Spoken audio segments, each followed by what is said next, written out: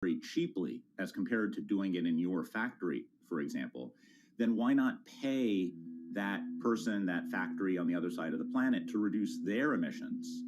Then you are, in a sense, offsetting your emissions, and the atmosphere doesn't really see your emissions anymore. So carbon offsets have been around for quite some time, and they were actually key with these international climate agreements, such as the Kyoto Protocol, which mandated the wealthiest countries reduce their greenhouse gas emissions. The treaty was signed on the 11th of December, 1997. Decided. The business community in general saw carbon offsets as a huge opportunity to comply with whatever policies and measures might be coming down the pike on climate change much more cost effectively. We've seen a huge surge in companies making big proclamations about how they're going carbon neutral or zeroing out all of their carbon emissions. We're going to reduce our carbon footprint to net zero. Unilever is committing to net zero emissions. We can achieve a net zero emissions world. We began looking at these corporate claims of dramatically reduced emissions, and we noticed so many of these companies were using carbon offsets to achieve these aims. And as we began to look at the carbon offset projects themselves, what we found is that the environmental benefits claimed by these companies are not actually what they seem to be.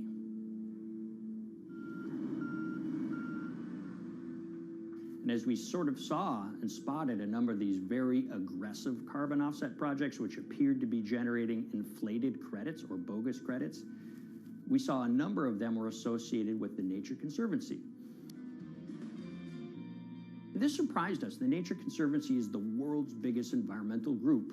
They have about $1 billion a year in revenues, and they've been around for 7 decades.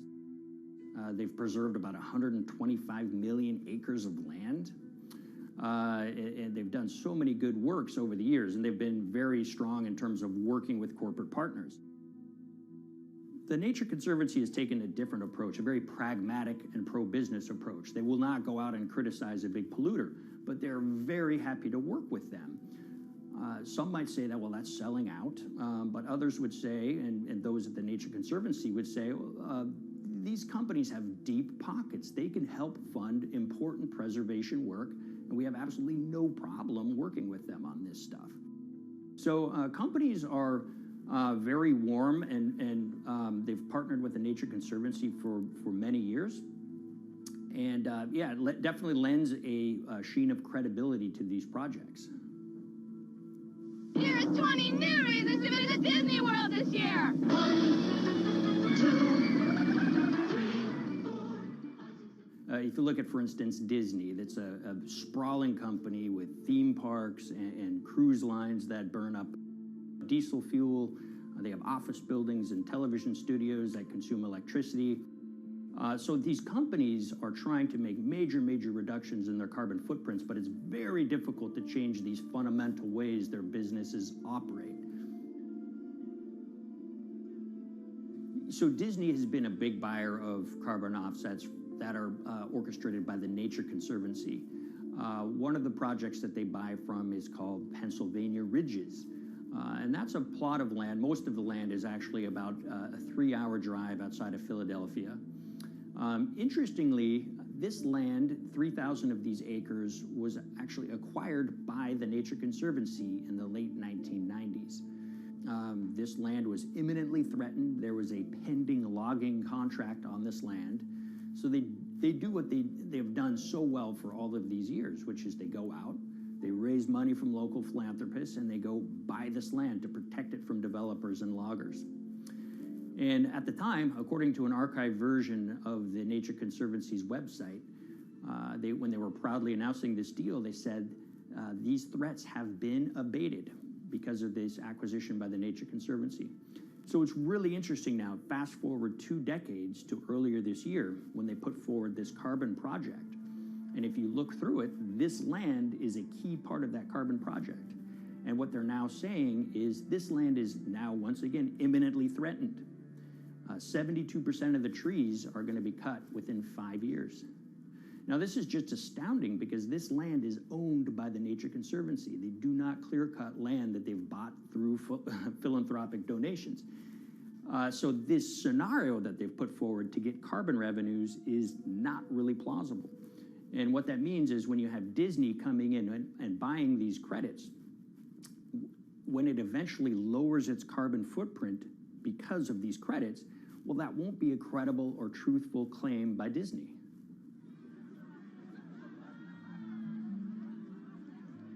So this is an organization that truly understands the threat of the issue of climate change and is wanting to do its part to address this.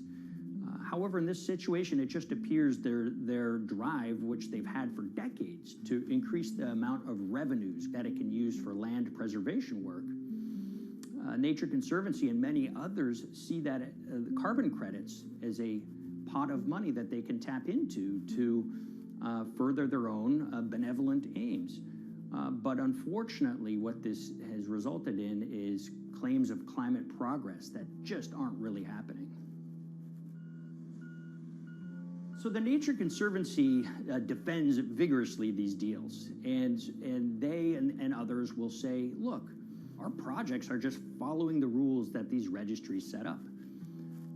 So some would also put some of the blame on the registries themselves because they're setting up the rules which allow these vapid projects to get up and sold.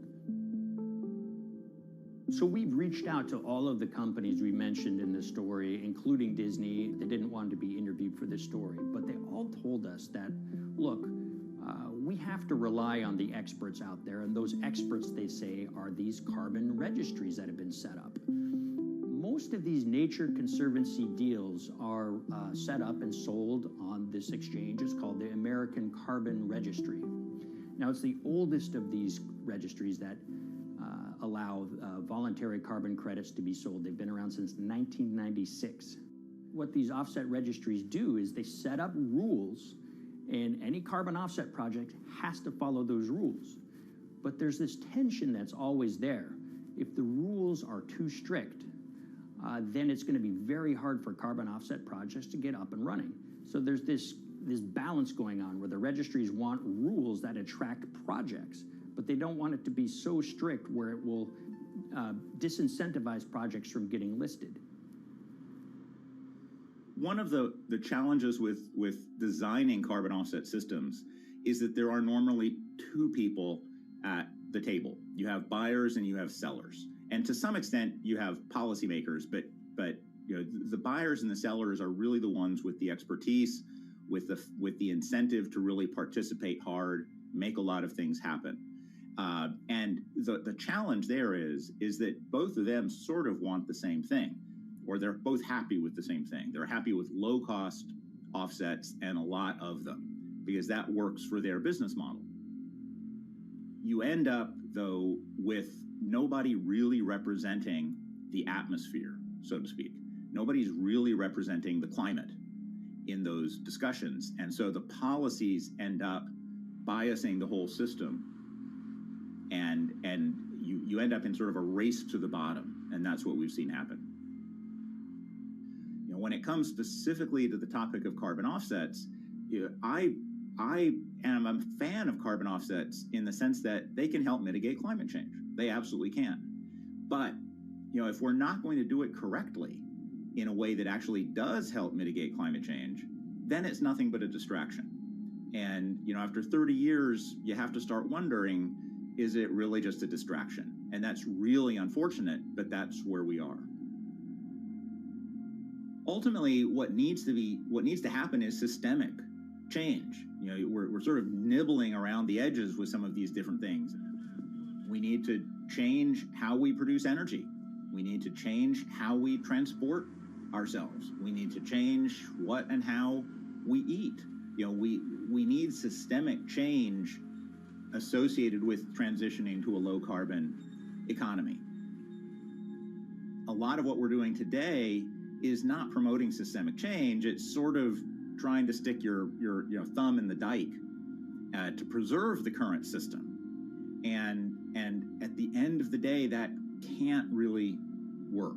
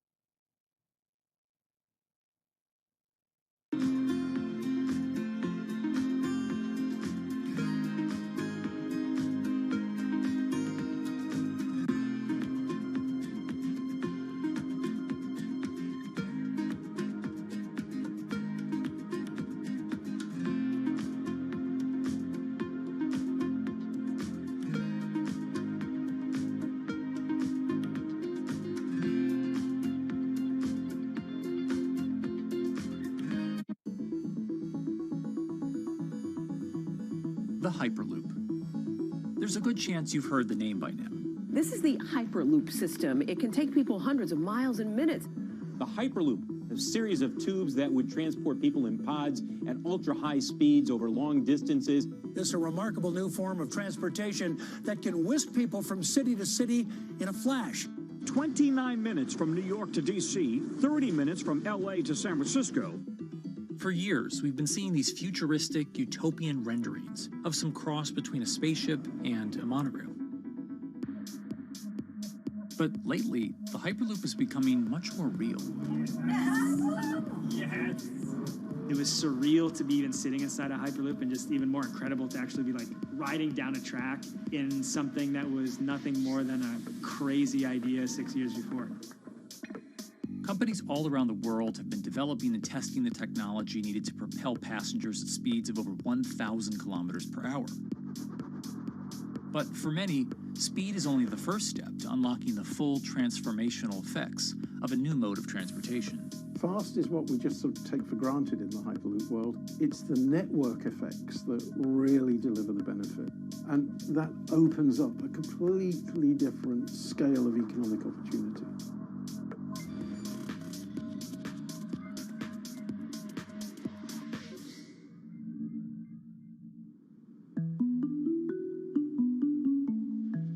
We've got planes, trains, automobiles, and boats for getting around Earth. But what if there was a fifth mode? And I have a name for it, which is called the Hyperloop. The Hyperloop? Hyperloop, yeah. In 2013, while riding high on the growing success of Tesla and SpaceX, entrepreneur Elon Musk released a white paper outlining the basic framework of the technology he called Hyperloop. The basic idea goes a little something like this. A tube reduces the air pressure to a near vacuum-like environment. A Hyperloop pod is then suspended in the tube, usually by magnetic levitation. The whole pod can then be propelled forward. Because there's no traditional friction sources like air resistance or rolling friction that would push back against the pod, the Hyperloop is able to move at incredibly high speeds and do so fairly efficiently. Despite its futuristic name, however, the general concept behind Hyperloop is actually pretty old. In fact, New York City's first attempt at an underground public transit system in the 1870s was based on a similar principle. The pneumatic transit system was short-lived, however, only stretching one block and topping out at a rather leisurely 10 miles per hour.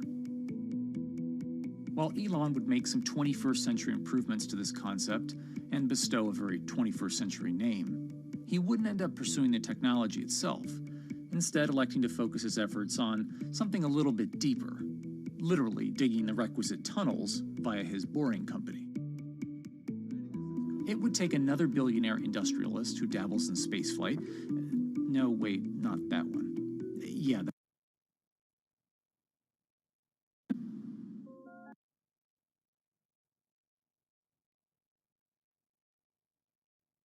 story, he's seen the project go from a garage to a large-scale testing facility outside of Las Vegas. So we started building the first kind of Hyperloop system in 2016. We've done a lot of work, about 500 tests that we've done on that over the last 5 years. And what we realized that we need to do is take that technology, show that it can be commercial, so drive the cost down, improve the efficiency, improve the performance.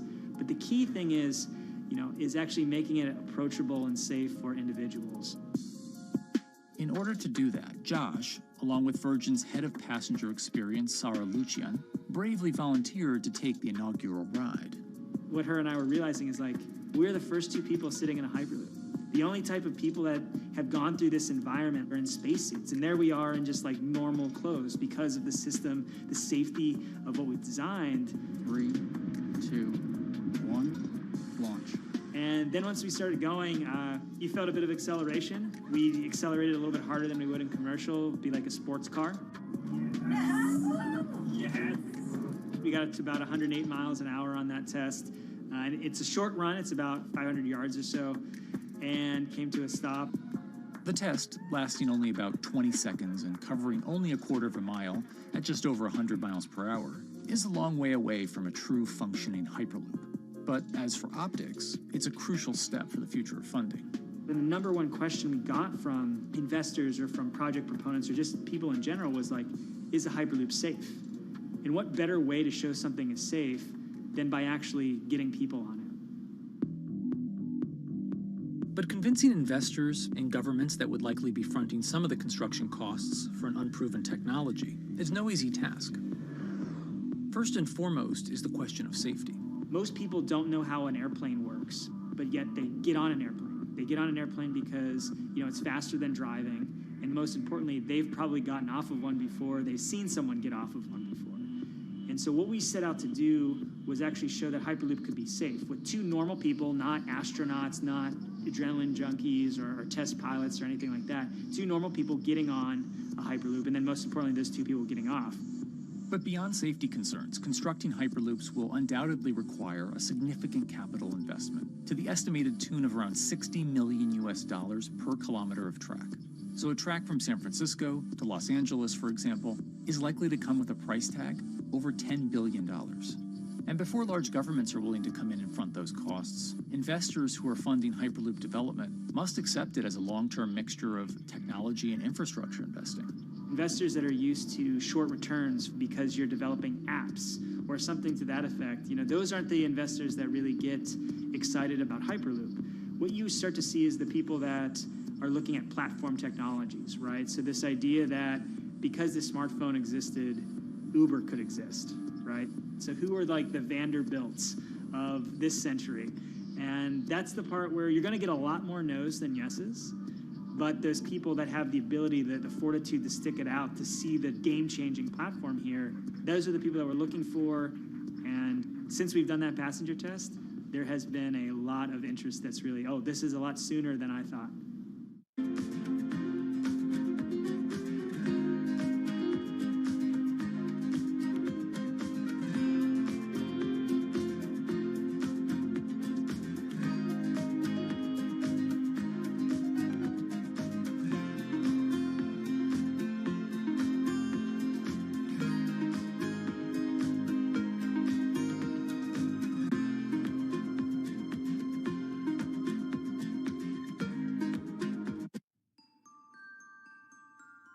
Envisioning the ripple effects of what Hyperloop could achieve, though, is fairly challenging at this stage of development. It's fast, yes, but for point-to-point travel, traditional maglev trains can move pretty fast as well.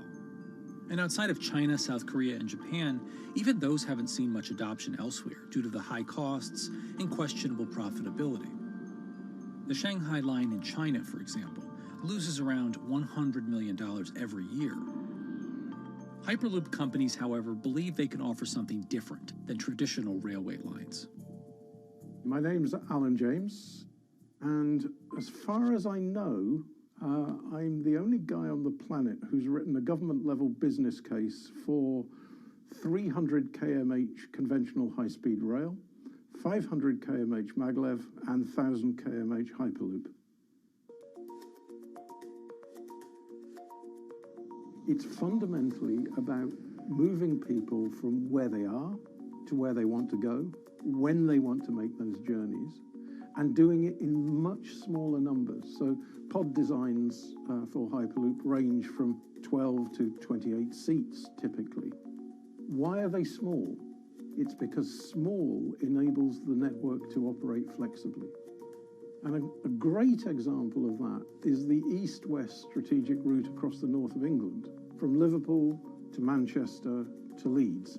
So to get from Liverpool via Manchester to Leeds by train is just short of 2 hours today. It'll probably take you 2 hours driving as well in average traffic conditions. Net result is those three city regions remain three separate entities: Liverpool, Manchester, Leeds. There's very little commuting traffic between those urban areas. Hyperloop absolutely changes that from the ground up. Liverpool to Manchester is a 5 or 6 minute journey. Manchester to Leeds is also a 5 or 6 minute journey. What that effectively does is create a single super city economy. In this vision, the Hyperloop acts a little more like a highway, where pods have fixed destinations and don't need to stop along the way. Meaning you can travel on a Hyperloop network from, say, Liverpool to Leeds, while the pod behind you travels from Liverpool to Manchester. And if that metro Hyperloop network is connected to other networks from the same location, you could travel from Liverpool to Paris or Liverpool to Amsterdam, all without making a single stop. For passengers, for business, for leisure, that is utterly transformational. For high-value freight and logistics, it's equally transformational. But critically, if you do a Hyperloop network at scale, you begin to deliver massively significant carbon savings too. A multi-regional Hyperloop network could become a replacement for both short-haul passenger and cargo flights and traditional ground transportation, both of which are significant carbon producers. One Hyperloop-connected distribution hub, perhaps at an airport that is predominantly used for international air freight, replacing maybe 10, 12, 15 distributed road hubs. It takes a lot of polluting and inefficient truck haulage off the roads. That itself means roads gain extra capacity. Hyperloops will still need to use electricity to both move pods and maintain the near-vacuum environment in the tube. Proponents of the technology believe that this can be done by using renewable sources, including a combination of solar panels and battery technology that could be used along the Hyperloop itself.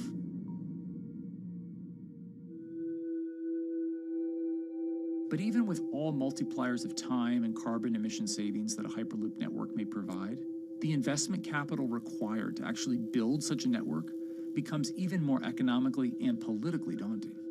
Committing doesn't mean spending billions on day one. Committing means, how do we phase it?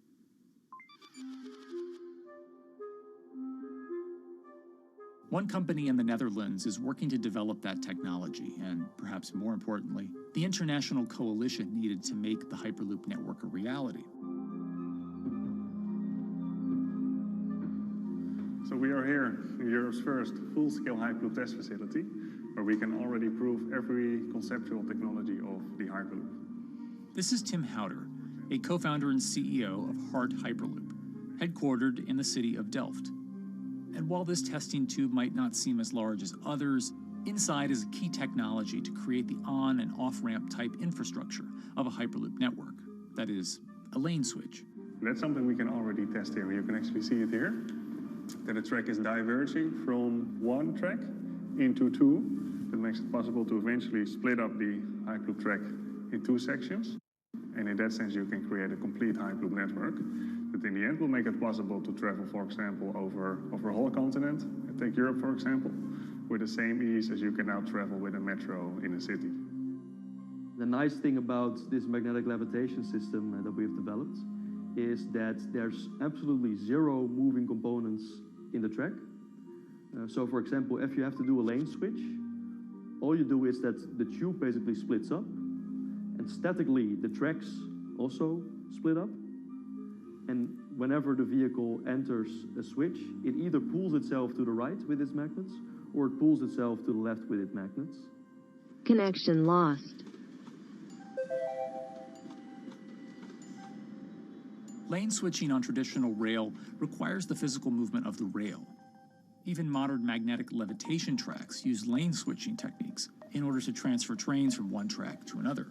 And this is a very crucial element, because this is the thing that limits the capacity and, in the end, the usefulness of the rail network. Because the moment that a track is switching, that means that at that moment you are creating an unsafe environment for the trains behind it. So you need a lot of space between trains. But in a Hyperloop, because you have no moving components in the track, all the vehicles can be much closer to each other. You can achieve a very high frequency and basically have your vehicles moving and merging in and out of the network very much like a highway. For now, though, Hart's physical testing has been limited by the size of their tube. Because the test track is only 30 meters long, they haven't tested this lane switch at speeds greater than 20 kilometers per hour. However, the company is working to build a new test site where it plans to increase that testing speed to 300 kilometers per hour. We're now in a phase where we have proven most of the most important technologies in the test facilities that we already have. And we have also demonstrated the viability and the feasibility of a network If you look at all the subsystems that it consists of, most of those are proven systems, already demonstrated in lab conditions. So we don't really believe that the technology itself is going to be the biggest challenge. Because for all Hyperloop companies out there, actually building a Hyperloop system requires more than just a good product. We're talking about the safety aspects, we're talking about integration into the environment, we're talking about the social aspects.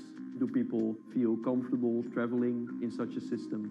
So it's about all these different aspects, and the complexity is really getting all the different stakeholders that are relevant and that do need to contribute to bring this to market, to get them all following the same roadmap.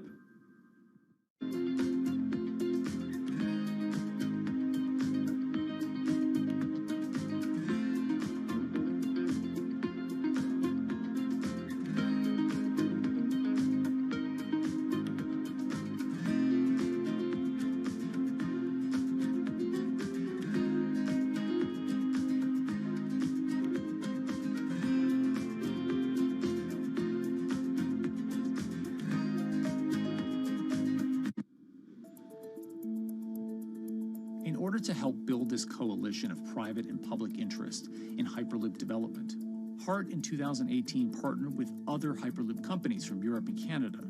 The goal was to define, establish, and standardize the framework to regulate Hyperloop systems.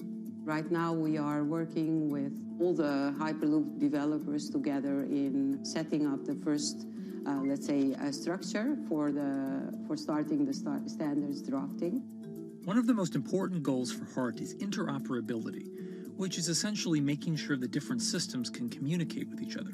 Interoperability is so important because what we want to achieve is actually have this seamless travel experience. So you don't want to end up, for example, going from Madrid to Paris and then switching because you need to use a different technology to get, for example, to Amsterdam.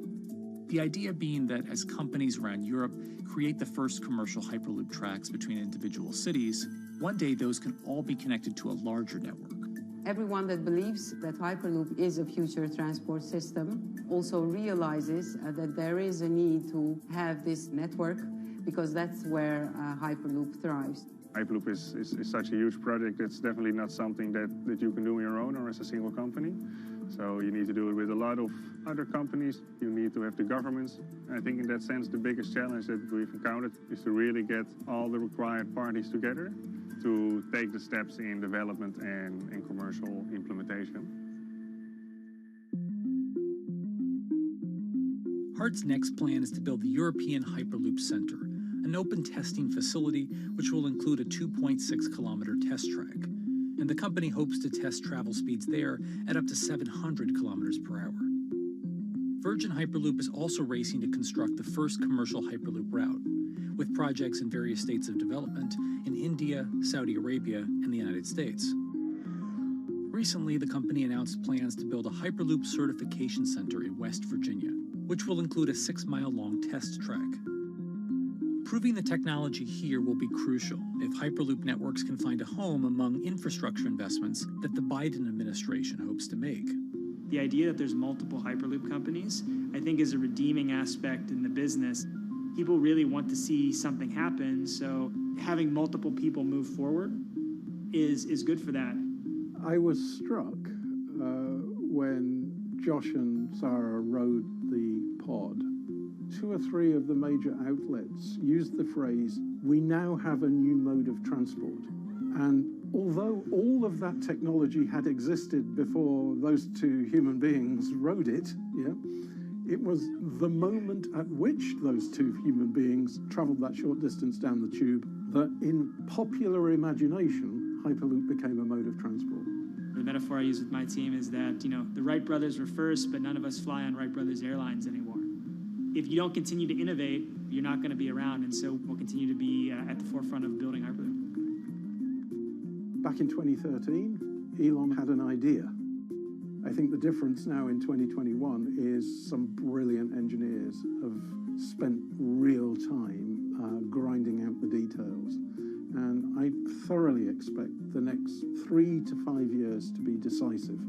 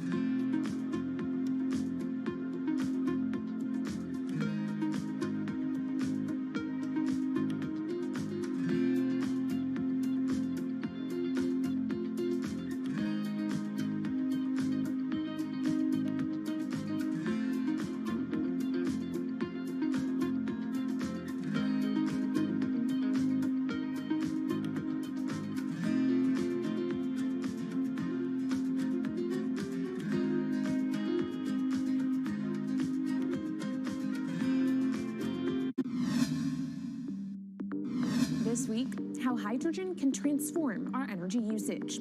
We'll look at why the universe's most abundant element could be a game changer in the climate revolution. Hydrogen technologies are not new. They are used in other sectors. We use them in space, on our rockets, and we don't need the laws of physics to change to be able to use hydrogen on our planes. From iron ore to green hydrogen, one of Australia's richest men tells us about his pivot to sustainable energy. Let's take action. It's practical, it's implementable. Let's do it now. Plus, the hydrogen revolution. We'll speak with the CEO of Italian utilities firm Snam about his new book and how green hydrogen could be competitive within 5 years. Costs are coming down and people are waking up to the fact that it's the only way to decarbonize certain sectors.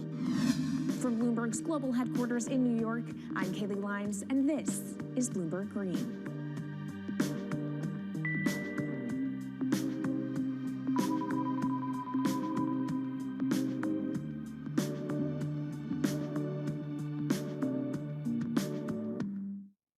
It's a new year, so here at Bloomberg Green, we're highlighting new solutions in the fight against climate change.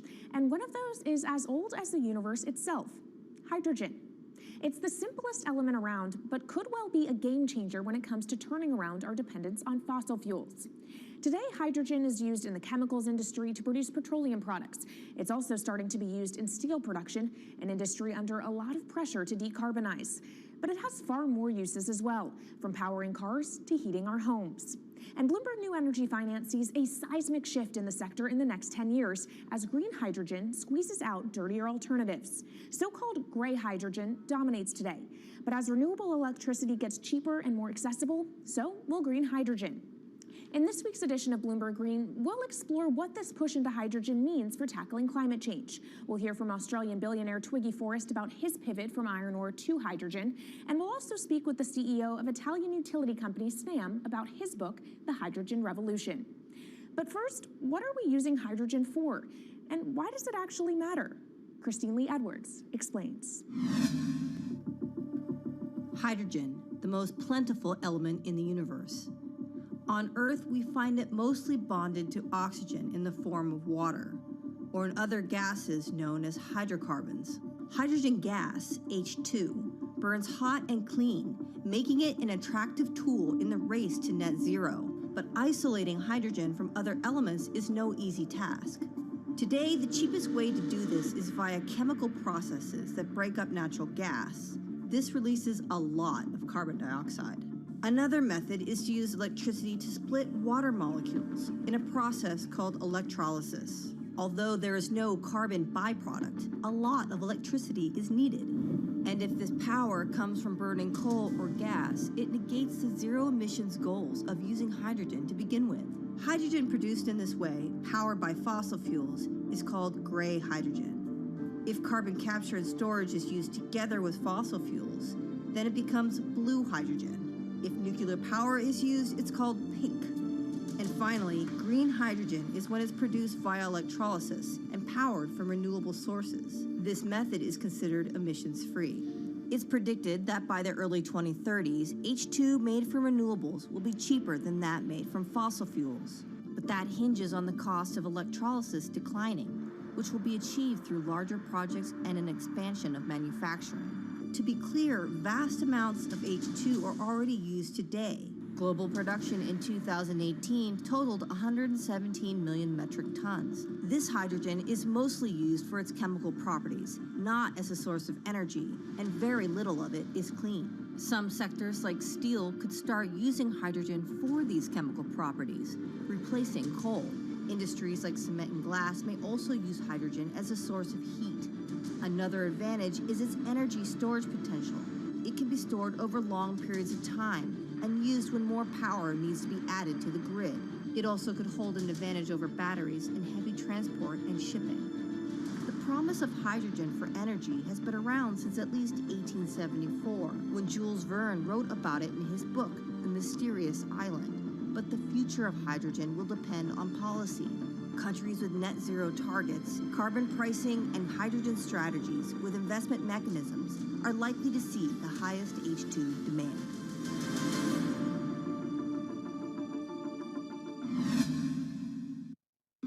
That was Bloomberg's Christine Lee Edwards explaining what hydrogen means for the energy transition. But how are businesses approaching the sector? Well, one of Australia's richest men is making a big play into hydrogen. Andrew Forrest, better known as Twiggy, made his fortune from iron ore, being the chairman, former CEO, and major shareholder in Fortescue Metals, one of the world's biggest miners. But after having made over $10 billion in profit from the metal in the last fiscal year, Twiggy wants to transform Fortescue into a clean energy company. He's been scouring the planet in search of investment opportunities in hydrogen and renewables. The firm plans to allocate up to 10% of its annual profits for green energy investments and is exploring projects across the globe, from Indonesia to Argentina. Francine Lacqua caught up with Twiggy Forrest. There's only one type of clean hydrogen, all the rest is dirty. Yeah. That is green. If you just say green hydrogen is clean, the rest is dirty, then you've actually nailed it. And, you know, anyone else who produces any other rubbish, any other argument, just look them there and say, why is global warming accelerating if anything you're saying is true? And then you'll know, actually, it's greenwashing. Yeah, but there's a lot of greenwashing because I keep on being told it's a transition. We can't just, make the transition at a click of a finger. So what are we doing wrong? What can we do better? I don't remember the personal computer having to transition the typewriter. I really don't remember that. I don't remember the smartphone having to transition the pocket calculator and the old landline. You know, its transition line is complete rubbish. The lie got put to it 2 days ago when JCB, a really loved British company, every right for the country to be proud of JCB, and Fortescue, holding a bit of a similar reputation, fantastic track record, everyone's been super well from Fortescue, huge balance sheet, super strong. When those two companies got together and agreed a $7 to $9 billion US agreement per annum, right, then that's a real wake-up call to say, hang on, green hydrogen is obviously commercial now. You know, every other form of fossil fuel hydrogen, you know, it can compete with it on price, it can probably lose on price, but what we know, it is cooking the planet. And only green hydrogen, zero methane, zero carbon in the supply chain. Don't worry about the molecules in the supply chain. But at the moment, we're not even phasing out coal, if you look at the G20 communique. So we have a long way to go to talk about only using green hydrogen. Yeah, so look, I have a call, which I'd like to make now, that the world should not fund any more coal-fired power stations, coal mining projects, ever. We should wind them down as quickly as possible because they are cooking the planet just like grey and blue hydrogen is cooking the planet. Yeah. You know, hydrogen, which is not made from renewable electricity, is releasing 10 to 16 times more carbon, let alone the methane, which is worse, than it is hydrogen. So we've just got to stop doing things which are self-harming under the guise of greenwashing. So why are leaders so slow? Even if you look at the appetite for ESG investments, they're growing exponentially, so are emissions. So where are we allocating capital? Okay, so take the recent G20. There's probably a reason why there wasn't strong action coming out of the G20 because people were not aware that major transactions between large companies were taking place now on green hydrogen, that actually this pollution-free all the way through the supply chain fuel was now being transacted at multi-billion-dollar scale. If they'd known that, I don't believe any sovereign leader or any energy minister or climate change minister could not take ultra seriously that green hydrogen is now here to stay. It's broken through. History has been made. It will never go back. Okay, what is the one thing that you would tell leaders today and business leaders? How do we transition faster than what we are now because we're at real risk of missing our targets? Oh, so that's really simple. You stop funding, you stop subsidizing, you stop using money into fossil fuels. It could be carbon sequestration, it could be fuel rebates, could be anything. Hundreds of billions of dollars getting ashed, wildly ashed the planet on fossil fuel subsidies. Because we haven't had that renewable electricity, we haven't had that green hydrogen, we've kind of been pushed down. It's all sorts of excuses. Oh, it'll never be commercial. It'll never be supplied in the quantities we need it. You know, blah, blah, blah. Now we know, let's take action. It's practical. It's implementable. Let's do it now. okay, if we do it now, is there going to be a shock to the energy system? Is there going to be a shock actually to economically? And is it worth, not talking about transition, just going from A to B? Yeah, it's a fantastic question. A to B is the solution. Let fossil fuels do what fossil fuels do. Just burn their coal, burn their oil, burn the gas. At least they're pumping up carbon and methane into the atmosphere, honestly. Well, not that honest, because they don't measure methane, which is 90 times worse than carbon. But at least the carbon is being done honestly. Encourage the green hydrogen sector to come in really fast. Okay, it's there. There's renewable power all over the world.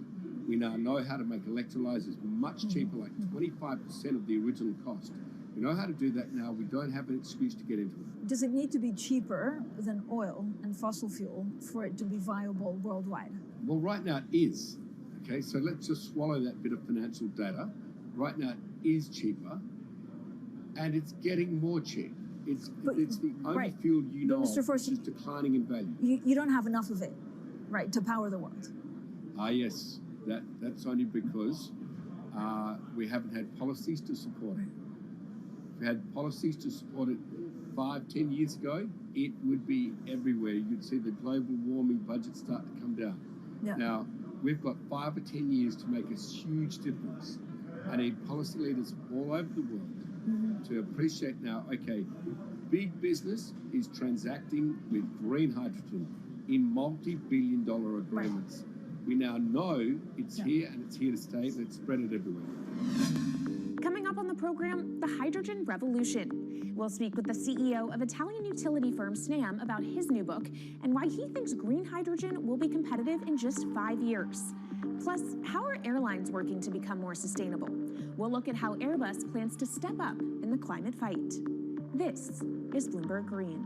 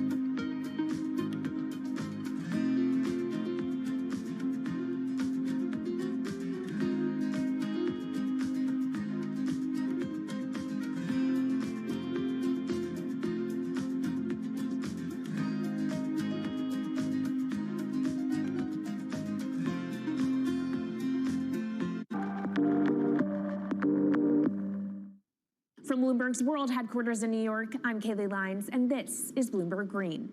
What will the world look like in 2050? Will global temperatures have stabilized, electric vehicles be abundant, and solar and wind power homes around the world? According to Marco Alvera, the CEO of Italian energy company Snam, that vision of the future could be a reality. And he says that hydrogen will pave its way. As he tells it in his new book, The Hydrogen Revolution, Alvera's moment of reckoning came in November 2018 when he tasked the Snam Scenarios team with studying how Europe could reduce its CO2 emissions to zero by 2050. Looking through the results of the study, Alvera said he was struck by how much hydrogen was in Europe's energy mix by that year. Beyond the abundance of hydrogen, the SNAM model also predicted that it would be the cheapest form of decarbonized energy for many sectors, and that it could be cheaper than today's prices for oil, coal, and nuclear power. Our Maria Tadeo spoke with Alvera at COP26. It's happening all very fast. We see the cost of hydrogen coming down a lot. Hydrogen will play a big role in the energy mix. I don't know if it's going to be 15 or 25% of a fully decarbonized energy system, but it's going to be big. Costs are coming down, and people are waking up to the fact that it's the only way to decarbonize certain sectors, the so-called hard-to-abate sectors.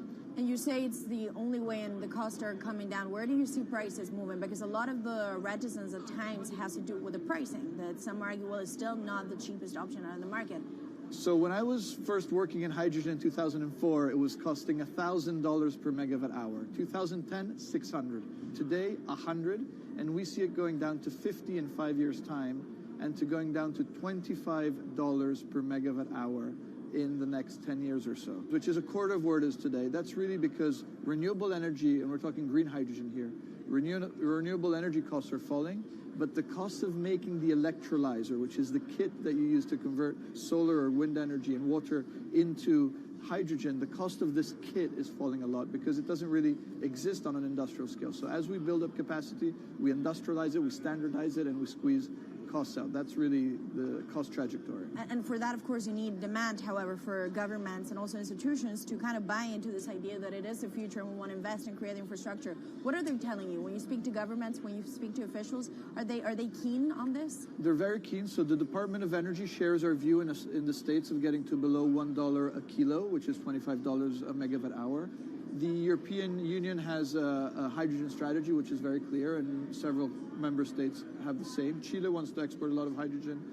China's big on hydrogen. Australia's very big on hydrogen. Japan is blending already hydrogen. So I would say the world is now really focused on this because it's the only way to store energy for a long period of time economically is to convert it into either a liquid or a gas. And of course, you talk about the price, but the other big component is the volume. You know, how big can you go? Where do you see that on a time scale? So wherever it's sunny or windy, you can produce very cheap hydrogen eventually. And so compared to oil and gas, which are concentrated in few parts of the world, it's going to be very democratic from that point of view. So every sunny place, every desert, every ocean wind can be turned into hydrogen that we can put on ships, in pipes, and really start trading it around the world. So it's going to happen a lot faster than a lot of people think. So, and when you say a lot faster, what is that in time? As I said, $50, which is essentially oil parity within 5 years. And then, depending on how quickly we ramp it up after that, we could get to $25, which is coal parity before the end of the decade. And in big scale. In big scale, because once you get to coal parity, that's the only way we're going to get China and India to stop burning new coal. We have businesses in China and in India, and I see a lot of hydrogen development, a lot of renewable development in both countries. The India announcement was incredibly strong on 2030. Some people were upset about the 2017 net zero deadline, but when it comes to 30, he announced a big, big commitment to get to 50% renewables. Were you surprised by it? I was surprised that they would make it so explicit, and even the net zero is a big thing for them. And so I think it will happen faster than 2070 because of the falling cost of renewable and hydrogen. India's burning 80 gigawatt of oil, of diesel, to keep the lights on. So there's an immediate opportunity there, and we're very interested in working in that country. And with regards to China, perhaps the fact that we haven't really seen them active, I guess the diplomats are working on this, but we haven't really seen the leadership. It's going to be technology, it's going to be industry. I think China has committed to a net zero, which is very important. At the G20, China was clearly behind the 1.5 degrees. So I think a lot has been achieved between the G20 and COP, and I think what's really important is to see in the coming years how quick it's in our hands to make part of this happen in 5 years, or it could otherwise happen in 15, 20 years. It's about building the project. The capital is there. We saw how many trillions of dollars are already committed. What's missing is really the projects, and that's where companies like us step in. Marco Alvera, CEO of SNAM there, speaking with our Maria Tadeo. Let's turn now to the aviation industry. It's a big contributor to global greenhouse gas emissions, and it's under pressure to change that. In October, the International Air Transport Association, a trade body representing airlines, approved a target of achieving net zero emissions by 2050. To achieve that, many airlines in the US and Europe are looking to buy sustainable aviation fuel made from renewable sources like used vegetable oil. Initiatives like these are pushing plane makers to come up with some radical new aircraft that will eventually cater to our growing appetite for travel without hurting the environment. We took a look at how Airbus, the world's #2 aircraft manufacturer, is stepping up to the challenge. How long until we can fly emission-free? Airbus says it's more confident by the day it can be done by its 2035 target. Airbus's CEO spoke about its ambitions for hydrogen-powered planes at the company's summit in France. The physics works. Hydrogen technologies are not new. They are used in other sectors. We use them in space on our rockets, and we don't need the laws of physics to change to be able to use hydrogen on our planes. So every day we become more confident, but we think we need to have a plane, we need to have the right fuels, the hydrogen available in the right quantity at the right place at the right time, and we need the regulations to be ready. So we really need the work and the collaboration of many people around the globe to make it happen on time. But it could be a long wait until green passenger jets go mainstream. Larger aircraft with more than 150 seats are not expected to feature globally until about 2050. That means manufacturers and airlines today are under growing pressure to ramp up short-term innovations to cut their carbon. In the long term, meeting the ambitious plans for so-called green hydrogen means building a giant industry almost from scratch. To make that happen, British airline EasyJet is among those saying governments need to get involved and fast. Aviation's emissions over the last 3 decades leading up to the pandemic grew by about 80% to over 1 gigaton, and that's projected to double by 2050. According to Bloomberg NEF, about half of the airlines with the largest global market share have set net zero targets by that same date, nearly 3 decades away. Coming up, from blue sky projects to the bottom line. We'll speak with our Bloomberg NEF expert Meredith Annex and dig into their models about how hydrogen fits into the future energy mix. This is Bloomberg Green.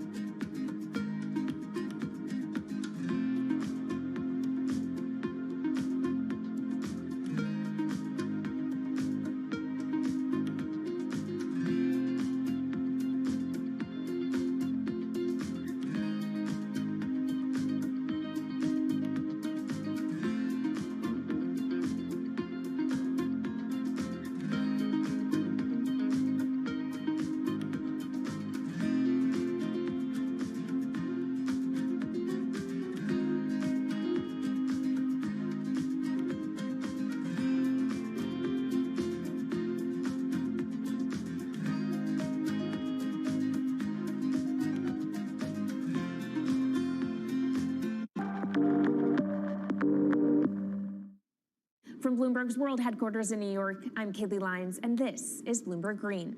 Now let's bring in Meredith Annex, our Bloomberg NEF hydrogen specialist, to talk more about how hydrogen could change the energy landscape. So Meredith, what place do you think hydrogen is likely to have in the future energy mix globally? Hydrogen's this incredible solution for us as we look to decarbonize because it's a perfect solution in areas that are hard to electrify. So where we like to think about hydrogen playing a role, it's in things like heavy industry, especially where you need a feedstock as well as energy source. and in things like dispatchable power, long-haul transport, maybe even shipping and aviation. That sounds great that it can be used for such diverse industries. At the end of the day, though, how much is this going to cost? Well, that's the amazing thing about hydrogen, because depending on how you make it, it can actually see significant cost declines in the future. So when we're talking about clean hydrogen, we usually mean green hydrogen produced from renewable electricity. And in that case, your hydrogen is almost as cheap as the renewables that are used to make it. So if you're in a place with really good renewable resources, you'll be able to have cheaper hydrogen. But even in places with less good resources, we think that hydrogen can be cheaper than $1 per kilogram, which is the price of unabated hydrogen today, and around $8 per million BTUs for those who prefer to think in energy units. And that can be achieved anywhere in the world by 2050, we believe. All right, so let's talk about kind of the pros and cons list. I don't know where cost fits into that, but what are the advantages to hydrogen over other renewables, and then what are the drawbacks? Yeah, main advantage is the fact that hydrogen can serve roles that electrons struggle with. And that's things like seasonal storage, for instance, or just anything where you need storability, where electrons are harder to store, hydrogen is going to be easier. That also leads to a downside, though, because hydrogen is less energy dense than the usual things that we use for storable energy today, like coal or oil or natural gas. So you will need more volume of storage to handle the same amount of energy. Let's talk about the viability as well and how it may differ in different geographies. What is your view on that? Yeah, so for green hydrogen, again, from renewable electricity, really places with the best renewable resources, things like Latin America or the Middle East, even Southern Europe, have really, really good potential for producing hydrogen. And then when you're looking at blue hydrogen, which is produced from natural gas or coal with carbon capture and storage, we do see that becoming more expensive than green hydrogen in the future, especially as renewable electricity costs come down. But that can be a viable option in places like the US Gulf Coast or Russia, where you've got good geological storage for the carbon, as well as ample natural gas that's quite cheap. All right, great breakdown. Thank you so much to our Meredith Annex, our Bloomberg NEF hydrogen specialist. And of course, you can get more from the Bloomberg NEF team on the terminal and online. And they've recently done a podcast called Hydrogen 101 as part of its Switched On series. So from iron ore titans pivoting to cleaner energy to talk of a hydrogen revolution, that's it from this week's edition of Bloomberg Green. We'll be back next week with a deep dive into the state of electric vehicles. And you can keep the conversation going by following us on YouTube, Instagram, and Twitter @Climate. I'm Kaylee Lyons from Bloomberg's world headquarters in New York, and this is Bloomberg Green.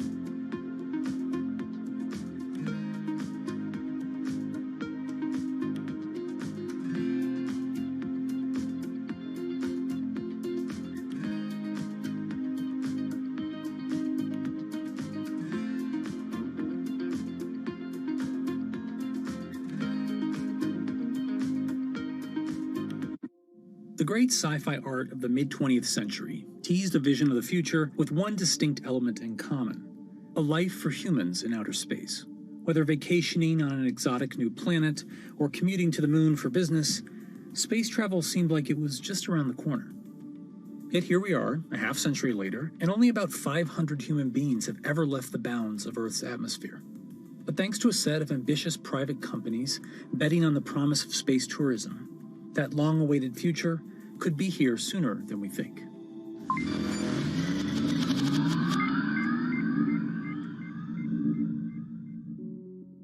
For most of the history of spaceflight, governments have been the prime force behind nearly every aspect, from planning to funding to crew selection. But as early as the 1980s, proposals for commercial space tourism began to emerge, along with innovative solutions for getting people there, such as the wild concept of sticking a 74-person passenger cabin in the cargo bay of a NASA space shuttle.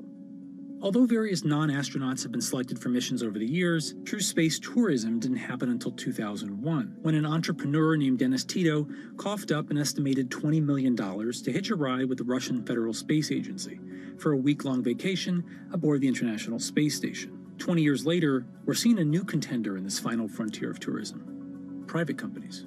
It's becoming a private enterprise situation, still very high risk with a high reward, potential reward. But, government is really out of the business of flying people now, and it's really going to be companies like Elon Musk and Jeff Bezos and Richard Branson that do that heavy lifting. Commercial space tourism is usually about taking the non-astronaut, the private citizen, into an orbital or suborbital flight. So you get a short amount of microgravity experience, and you can float and take some photos. And then you come back. This was something that technology had gotten to a point where the private sector was going to make a business out of this. There are multiple companies that want to get to the place where they fly people into space.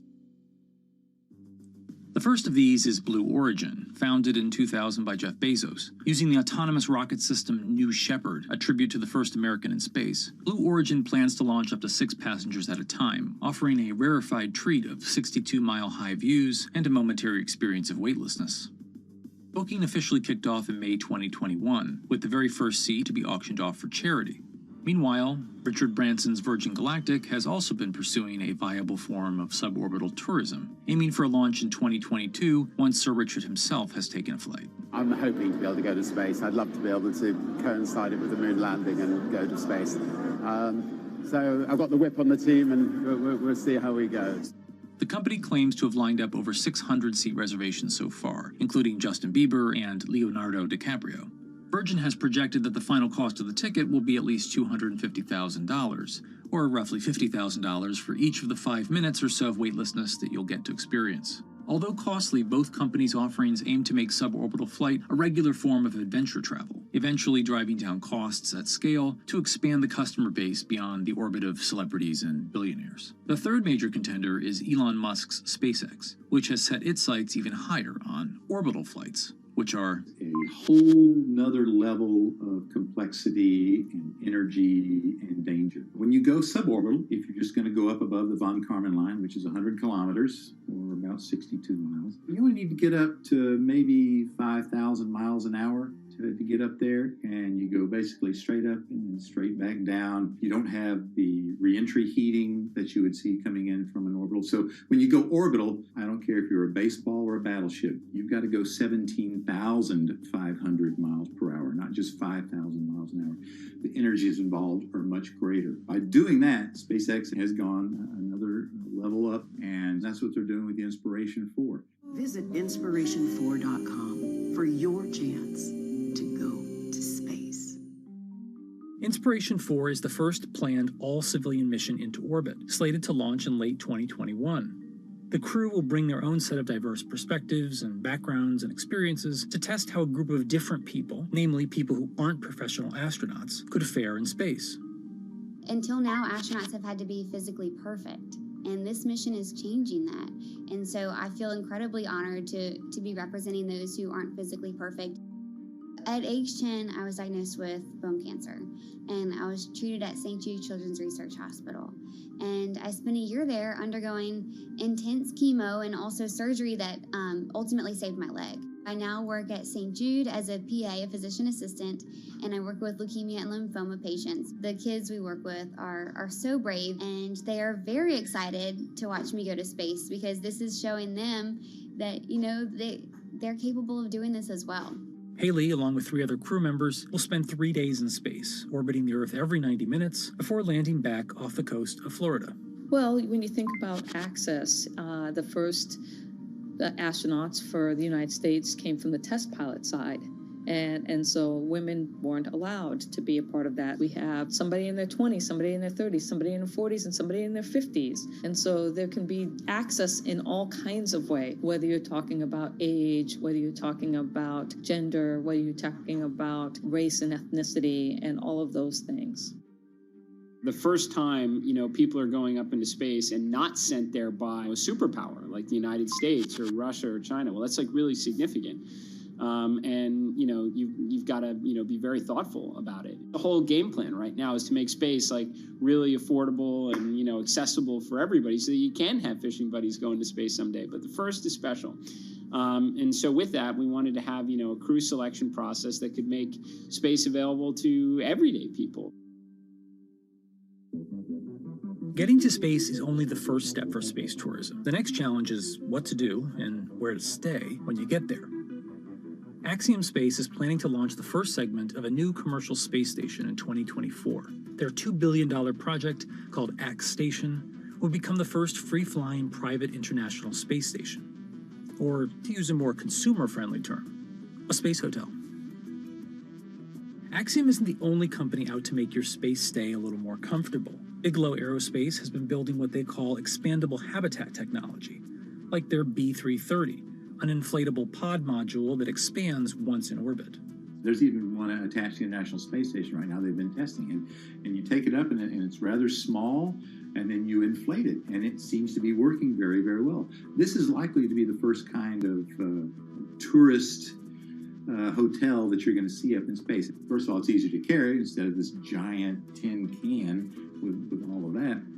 The inflatables are lighter. You can just blow them up, and they get a nice big size for about less than half the weight probably. But even as space missions become accessible to civilians, the risks of going into space are incredibly high. And you could die 1,000 ways that we can think of and 1,000 other ways that we can't think of.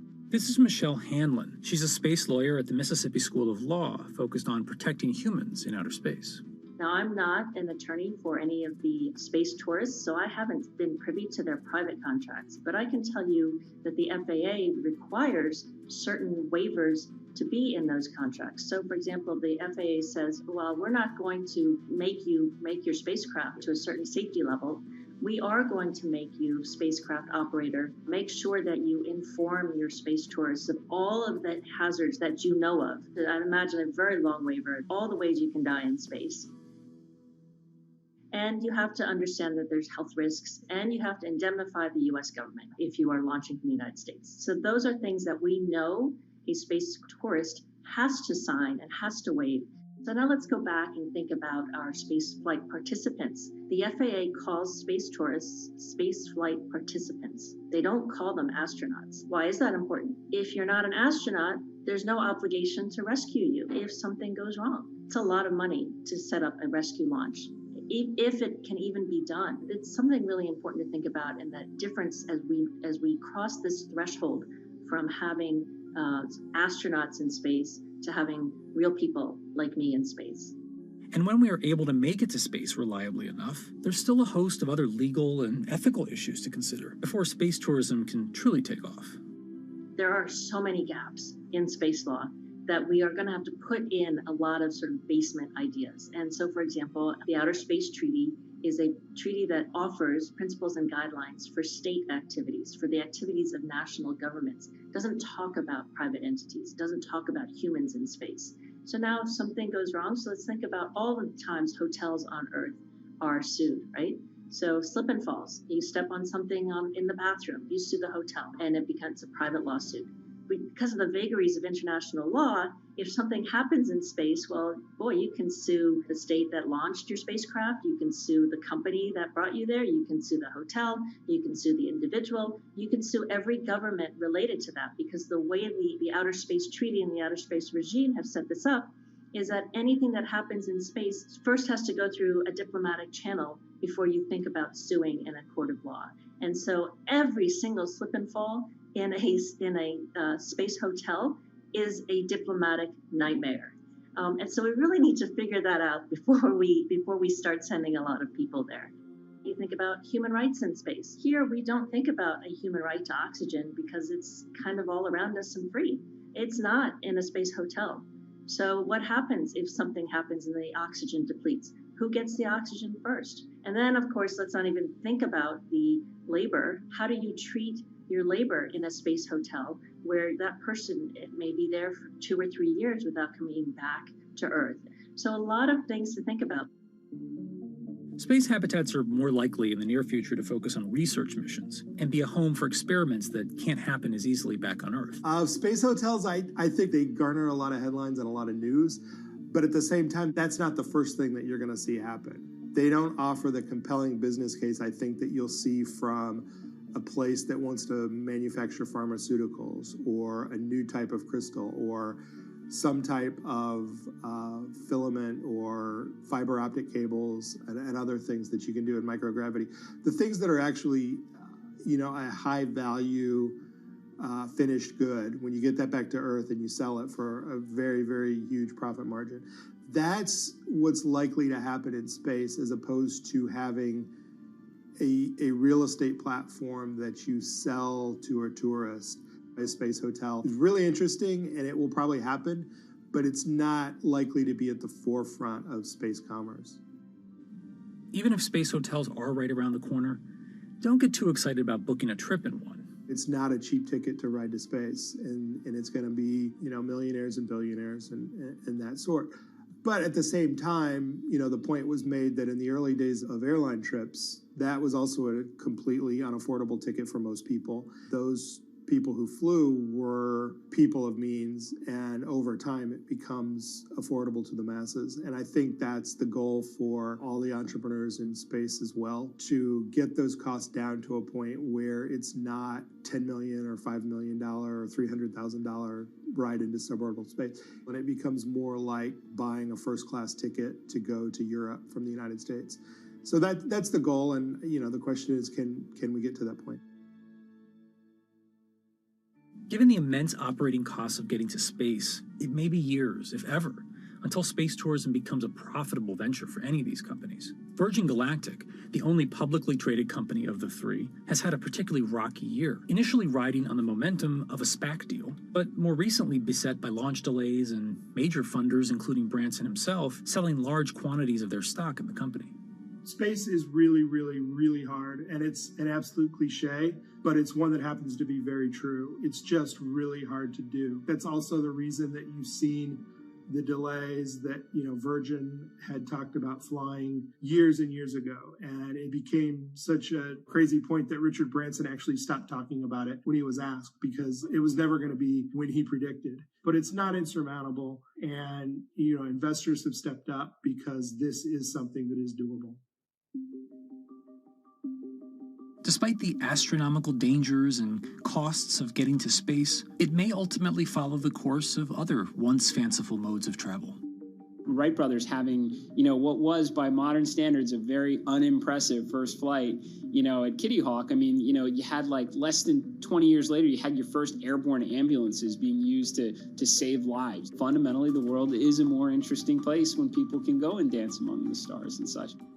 The lure of space is innate. It's in our DNA. It's that exploration bug. We are an exploratory species, and we want to go out there and see what's out there. That vision that I had in 1969 of seeing normal human beings travel into space, it's finally beginning to happen. When you get a bunch of people up there and they can all see it for themselves, that'll create even yet another revolution in how we treat our planet and the way we think about it. So while 2001 came and went without quite looking like Stanley Kubrick's ultimate space fantasy, 2021 might finally be the year we're catching up.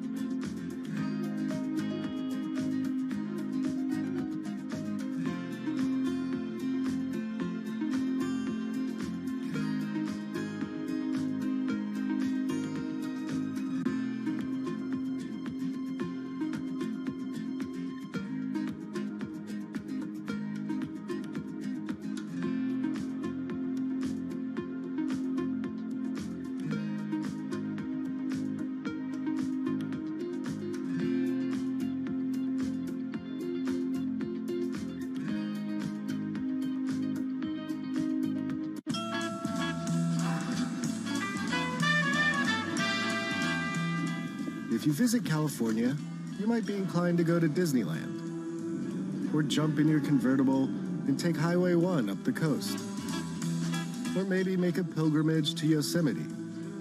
All very fine choices. But if you're the kind of person who revels in our planet's extremes, then it's Route 395 that you're after.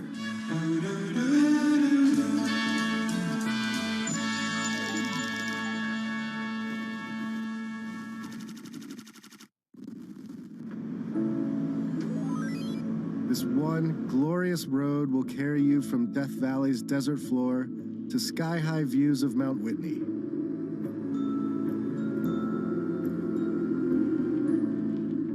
You can see the 5,000-year-old bristlecone pines, the oldest living organisms. Or the bizarre tufa towers of Mono Lake. And true to California's boom and bust spirit, you can saunter around the ghost town of Bodie. What a novel experience to find an empty American city where all the businesses are shut down.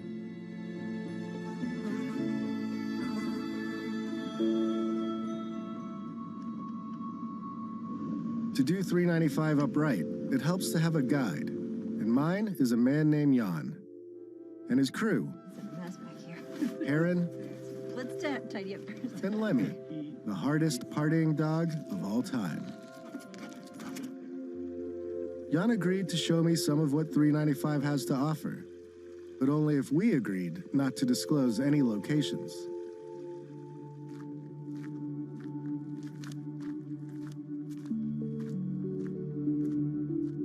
My name is Jan Swirstra. I'm an industrial designer out of LA, and I spend a lot of time camping and a lot of time in the Eastern Sierra. It's a place I love. And sometimes I'm known as 395 North because my Instagram account. And I don't like to be known as that, but I'm trying to use it to set a good example and do more with it than just social media. Where did we end up camping? We got here late last night. I wasn't even sure where we are. This is BLM land. Connection right on the lost. outskirts of National Forest. And it's one of my favorite places in the world. Basically, everything outdoors wrapped into one. Yeah. Good thing about California, man. Oh, man. We have so much national forest and public land that you can literally just cruise out and find a place to camp. It's ours. What I wish was mine is Jan's sweet truck. It's a 2019 Ford Ranger. Has about 200 watts of solar in it and a fridge, and has everything that an RV has except for a toilet, but just on a smaller, simple scale. And you drive us around day to day in LA. Yep. And then just roll out when you want. It's my daily driver. Handles great. And then when I'm done with work, I can just bail and go camping. So the camper basically has only what I need. Think of it as backpacking with a car. Yeah. The fridge has a couple compartments. This is just a kitchen box, stove, utensils, and a bunch of stuff. This one has just dry food. Then when you get inside, there's a bed. The bed flips up, so you've got tons of room in here. This awning is phenomenal. If you want to pull that over.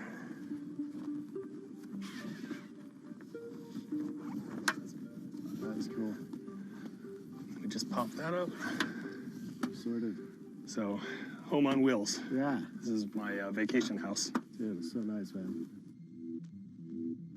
Even with his nomad lifestyle, Jan faces the same big question as the rest of us. Do the internet and smartphones have to ruin everything?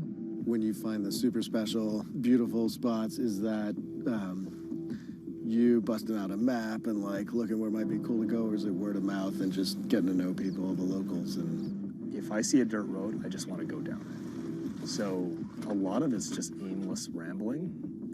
It's a desire to just see something. Check that out. For some reason, it's more fulfilling than getting a recommendation from somebody. Or there's tons of apps and websites now, road trip apps, camping apps. They've proliferated. The knowledge is accessible on the internet, right? I used to fight the geotags, and I would get really pissed off. Like, why are you posting this place? It's gonna blow up, it's gonna get trashed.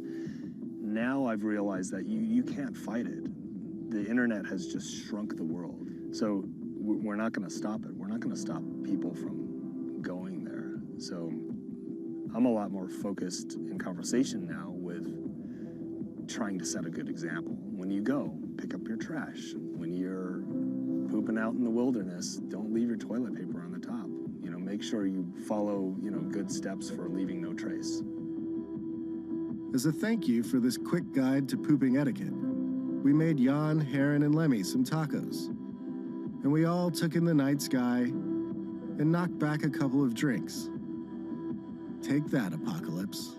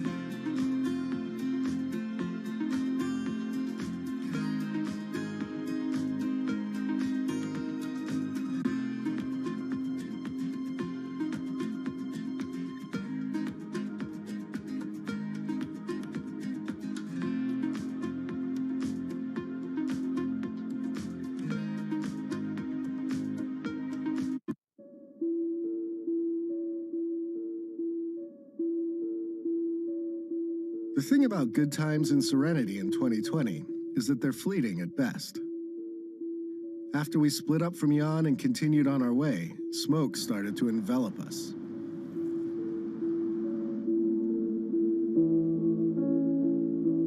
The plus side was that our RV no longer smelled like feet. The downside was breathing. My man David here suggested that we try and outflank the smoke by cutting through Yosemite. Without a reservation, we had to talk our way in. Yes, no stopping, no getting out, and don't go in the valley. Yeah, no problem. We just wanted to get through. It was a beautiful choice. Glad we got out of the smoke. Whoa, okay. But not quite as effective as we had hoped.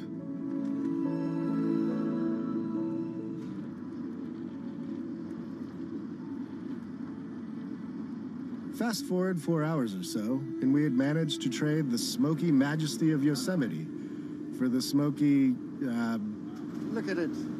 strip malls of the Central Valley.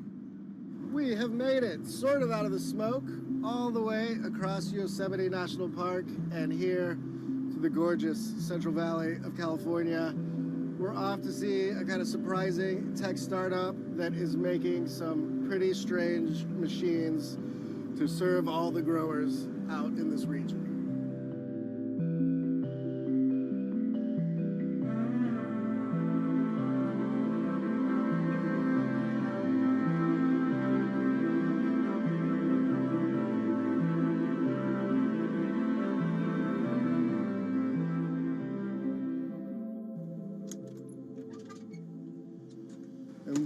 And we're here in this near Fresno. This is California farm country, right?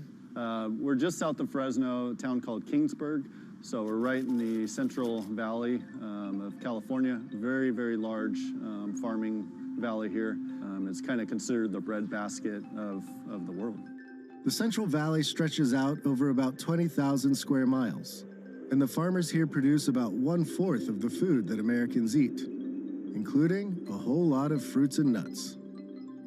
Tell me a little bit of the background of Gus. I know some of this is like a family business. The roots of this go back a ways. Tell me kind of like how we got to what's essentially like a startup, I guess. Yeah, definitely. So the founder of our company is Dave Crinklaw, and he started the business back in 1982. He started with is basically with his dad was commercial spraying of trees and vineyards. Got to the point where our biggest challenge was labor, just the shortage of it, really. He was forced into innovating, and he had this idea for quite some time about doing a driverless sprayer, and it finally got to the point where he said, you know what, I either got to get out of this business or I'm going to innovate. Organic or not, crops need to be sprayed, and this process has to take place a few times a year. This means hiring a lot of people to work long hours under serious pressure. And so, just like the tech bros to the north, Gus decided to solve all of its problems with robots. On this like labor point, you guys have set this up where you can have somebody in a truck and that one person can monitor, I think like 8 of these. In order to operate Gus, you have one guy or girl that sits in a pickup and they monitor from a laptop computer. So that person is basically just watching all the vehicles on the screen. They can monitor up to 8 of them at a time while they're out there spraying in the orchard. And so that user interface really provides them with all the information they need to make sure that the machines are safe and that they're doing the correct job.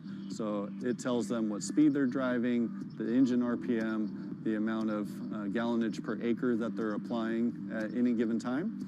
So if any one of the machines has an issue, it's going to send an alert to that laptop. Much like a self-driving car, these beasts use GPS, LiDAR, and cameras to see and navigate the world around them. They also rely on pre-built maps of the orchards for extra guidance. Gus builds the machines right here, and then takes them out for robot training on this orchard next door. It's here that the company learns if the machines will behave and do as their software and human masters command.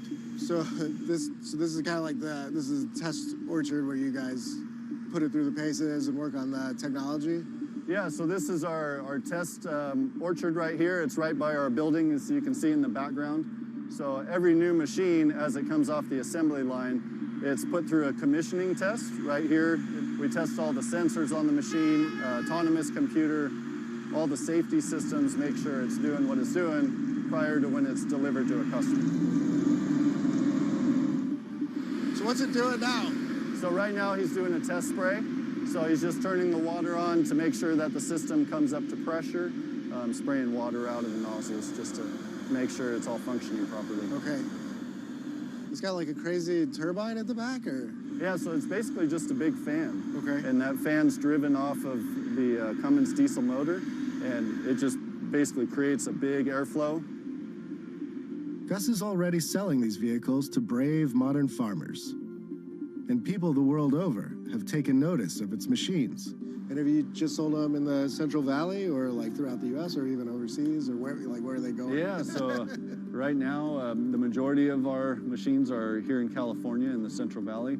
However, we do have machines and customers in Florida, in the citrus industry over there, as well as Australia. And I think you started selling them in like December of 2019? Yeah, right? So we started taking orders early last year for the sprayers, and the first deliveries we made were in December of 2019. Okay, so. and how much do they cost each?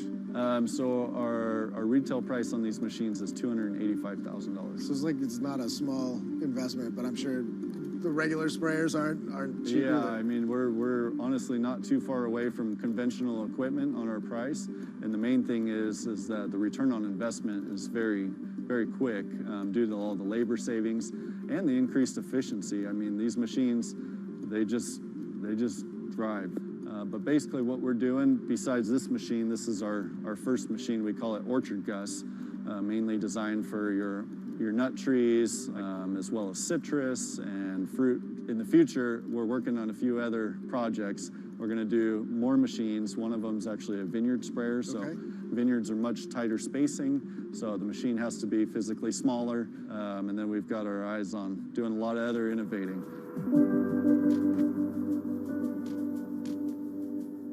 That right there, friends, is a Central Valley farmer putting his whole fruit basket on the table. Gary's TED Talk can't be far off. And with that, it was time to get back in the RV and to confront what happens when three men are bested by their own failings and the forces of entropy.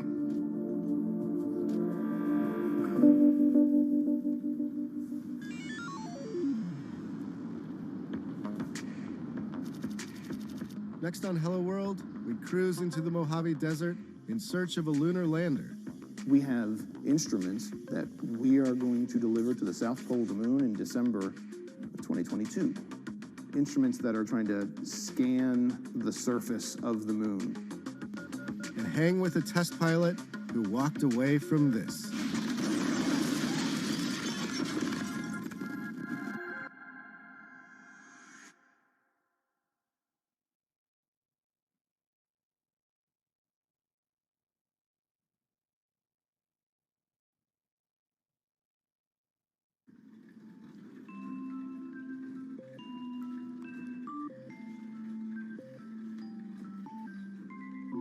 Meet Betty. She lives by herself, but for the last few months, she hasn't been alone. LQ, tell me a joke. Did you hear about the claustrophobic astronaut? No. Apparently, he just needed a little space. Most technology isn't made for 93-year-olds. But this woman is making sure that this particular robot is. I like you. Who are you? She's researching the way we interact with machines. And if she has her way, robots will soon be a trusty companion for all of us. My name is LQ. How can I help you? As technology replaces old jobs, it's also creating new ones. I'm Aki Ito, and I'm here to show you the jobs of the future.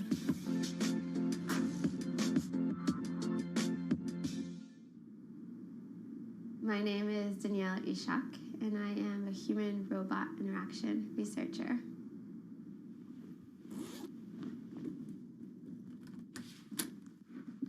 It's really hard to intuitively design a robot meant for a consumer audience.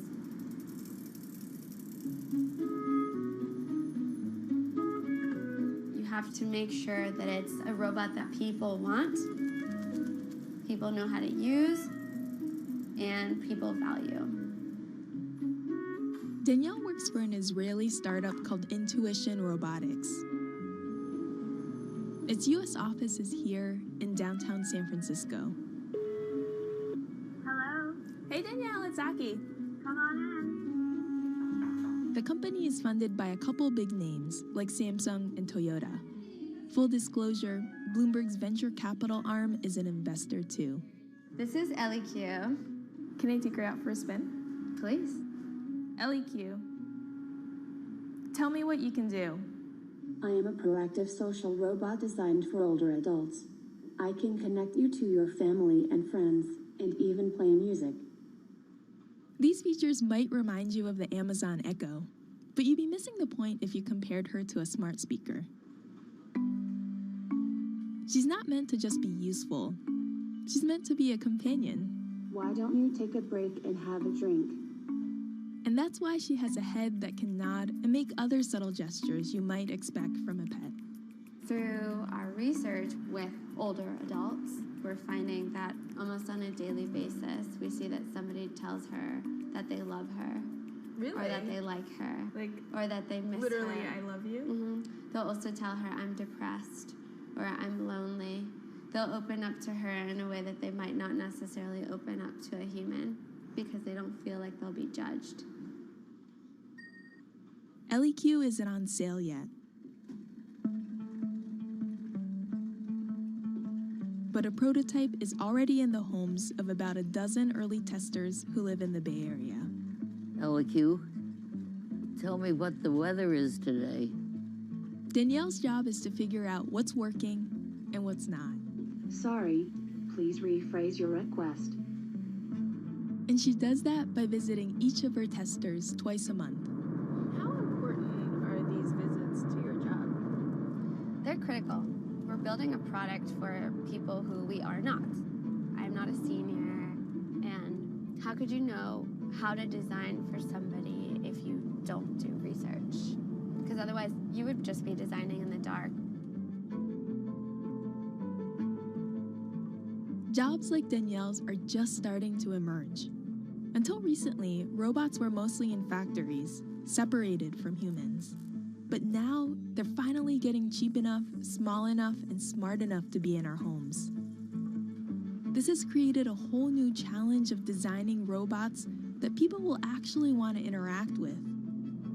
And that's where Danielle comes in. Her research has helped shape every little facet of LEQ, from the way LEQ moves to the way she talks. It's a very special job, and it can be really hard, and it can be really frustrating, but at the end of the day, it's incredibly rewarding. And I think the most rewarding part about it is when I see the joy on the users' faces, like that they saw their feedback turned into something real.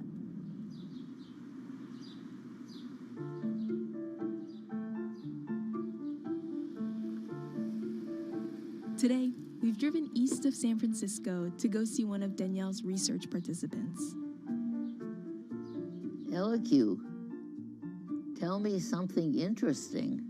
Did you know that Ronald Reagan was a lifeguard in high school and saved 77 people's lives? Now, see, this is where a conversation is. She should open up and I should say, no, I did not know that. I expect her to be able to continue a conversation for at least a couple of comments. Yeah. And why is that? Why? Yeah. Because that's companionship.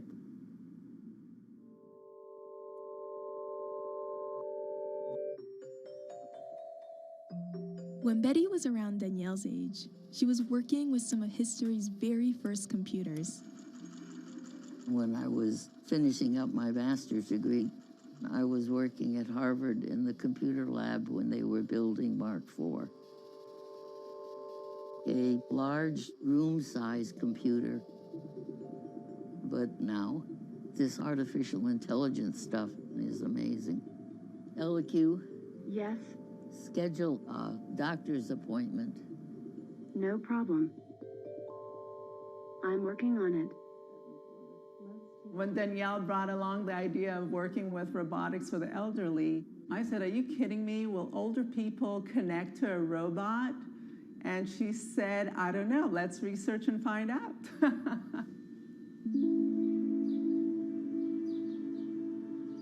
Danielle grew up here in this suburb of Atlanta. Her parents spent much of their childhoods in Israel and met in the US. We as immigrants, we understood that we might need to work a little harder. In fact, I feel that rather than taken away from Danielle, it gave her so much more, because she understood the fact that you need to run after your dreams and work really hard no matter what the challenges are. School didn't come easily for Danielle. I have dyslexia, and that very much affected my self-esteem academically. The principal of the school did not recommend her to take advanced classes. She fought for it, and she got into it, and she did very well with them too.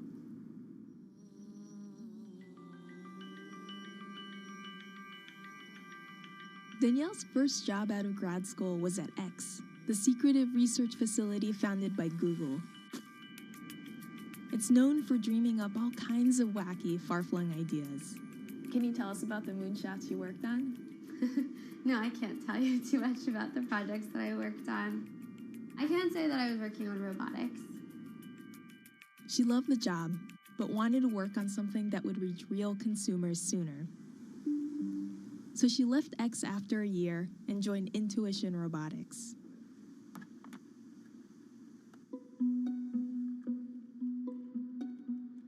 She's been working in the field for 4 years now, and it took her a while to find her footing in a male-dominated industry.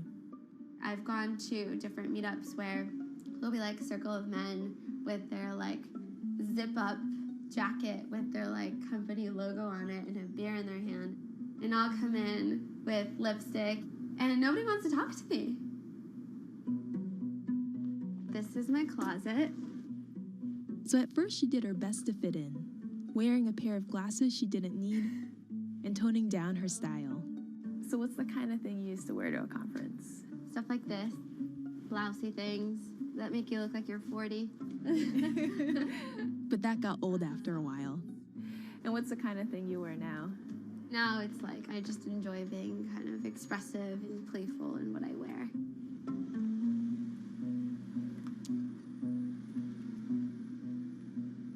Before we wrap up for the day, Danielle has one more LEQ tester to visit.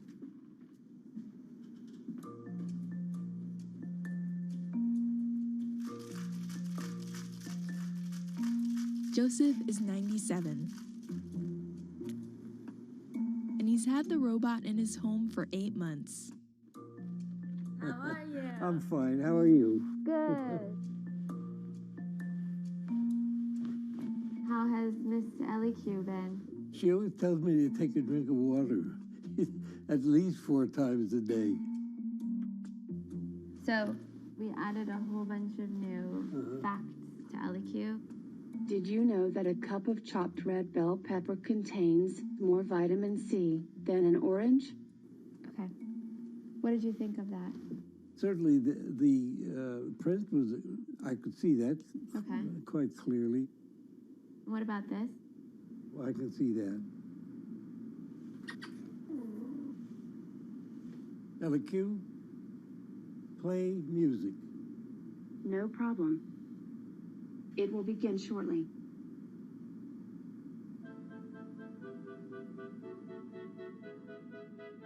By 2050, almost 500 million people are going to be 80 or older. And if current trends continue, more and more are going to be like Joseph and Betty, living alone. LEQ, stop. Today, both of them are doing okay.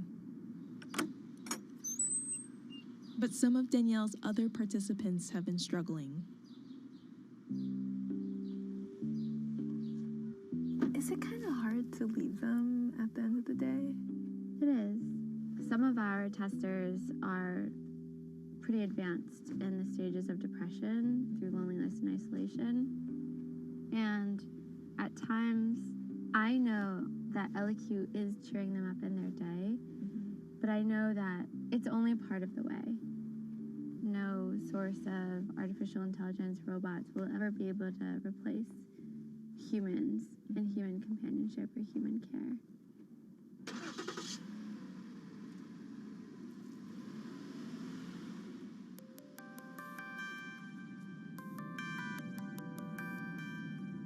The key to Danielle's work is to embrace that very limitation of machines.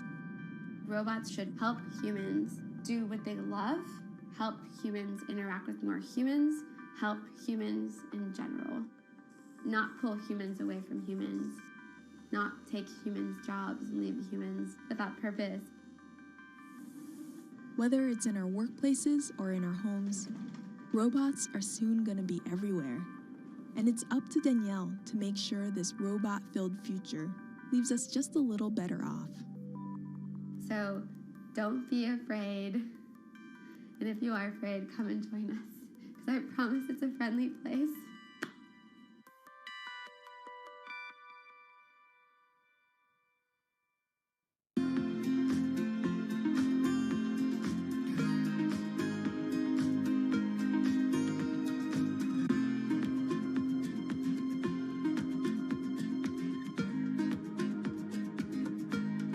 Times are tough.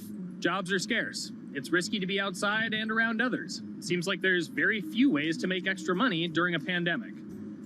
So I guess I'll just hunker down and binge social media until this all blows over.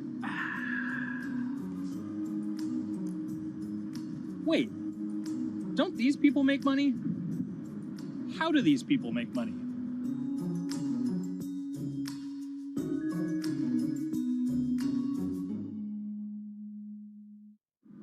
Streamers, YouTubers, Twitch stars. How do they make money? Is it a lot? Is it a lot of work? I know, I gotta ask somebody in the biz, and I got just the guy. Austin John Plays. This is your full-time job now, right? As of November of last year, yes. This was always just kind of like a side thing. Like, any money that I made from doing my videos and whatever else, I never touched that because I didn't really think of that as being like real money. And then it started coming in more and more. And then it was like I hit my first day that I broke $1,000 and I was like, this is actually going to be money. How did the YouTube channel come to be? When the game Pokemon Sun and Moon came out for the 3DS, there was like things that I learned about the game, and then I wanted to just share that information with people. And at the time, I didn't have any way to capture a screen or anything, so I found like generic footage and I kind of put it all together with so much editing. And that video got 6 views. And then 2 days later, I made another one, and that one got 12 views. And then I just started pumping out more and more content, and people were like, this guy knows what he's talking about. It really just started building on top of itself, and then it was like, my channel really focuses on tips and tricks. So I play a straight 18 hours, and I'll finish the game or get to about the 40-hour mark, and then I'll make my first video. While I'm going through, I have a giant notepad and just scribbles everywhere, and I make these notes of like the things that stumped me, so I know the things that may stump other people. What do you need to think about if you're building your YouTube channel? 1, you need to do something that you're passionate about. Not that you like, not that you think you're gonna make money on, something you're passionate about. The other thing is something that other people are passionate about. It holds a special place to them. And third is, it needs to be something that people are gonna seek out information on. In order to enter into the marketplace, you either need to be better than everyone else, you either need to be faster than everyone else, or you need to be more accessible than everyone else. And you can't be more accessible because it's already on the platform. Granted, if you understand how the algorithm works, which is very similar to Google Analytics, then yeah, you can have a little bit of a head start. But if you're not doing it faster, and if you're not doing it better than everyone else, then why should anyone watch your channel? So my income as a YouTuber kind of breaks down to 3 different ways. 1, which is the bulk of it, which is ad revenue. Whenever you go and you watch a video and then there's an ad and then you wait 5 seconds and you hit the bottom right corner and then you go on to the next video, or a non-skippable ad, or the video starts immediately, you get the little banner ad at the bottom, or if you scroll down from the video, the first thing that shows there is an ad. Those are the 4 different types of ads that can appear on every single YouTube video. And all of them pay a certain amount. It varies on lots of things, like the country of the person who posts it, the country of the person who watches it, the time of year, where you are in the quarter, if there's anything going on with a reduction in ad revenue. Like, great example, COVID-19, companies weren't spending as much on advertising. So because of that, CPM went down. CPM stands for click per thousand. I'm using the Roman numeral for 1,000. And that means that for every 1,000 views, you get a certain amount of money. Now, on low ads, when I first started off, my CPM was 30 cents. So every 1,000 views, I made 30 cents. But then once I signed with an MCN and I started making more quality content and more engaging content, some of my better videos and certain times of the year, I can see CPMs as high as $12 to $14. And there's a big fluctuation between, you know, if I post a video when there's no ads being spent like January and February, that's a reason a lot of your favorite YouTubers and also TV shows don't post new videos in that time of year because ad rates are down. Why are they going to make content then? Instead, you're recording and you're bulking up for when ad revenue is higher. The second way that a YouTuber makes income is support, crowdfunding, things like that. When I first started off, Patreon was really the only option, but then they started rolling out supporters and members for YouTube channels. So whenever I have a live stream, you can click a button and then you can become a member, and then you get special icons next to your name. I believe they're called badges, or on any video, you can hit the join button and that helps support the channel. And then the third aspect of that would be merch. And for me, my merch has been somewhat basic. In fact, I'm wearing one of my t-shirts from last year right now. You have to endure the times that your first video gets 6 views, that you post it on Reddit and they say, shut up, and then an auto mod bans you. You have to go through that, because until you go through that and you discover why you're doing it, you're not doing it for other people, you're doing it for yourself. If you're not loving what you do, then it's not worth it. Huh. So make a channel about something that I'm passionate about. Oh, sweet. I guess I can make the channel about that.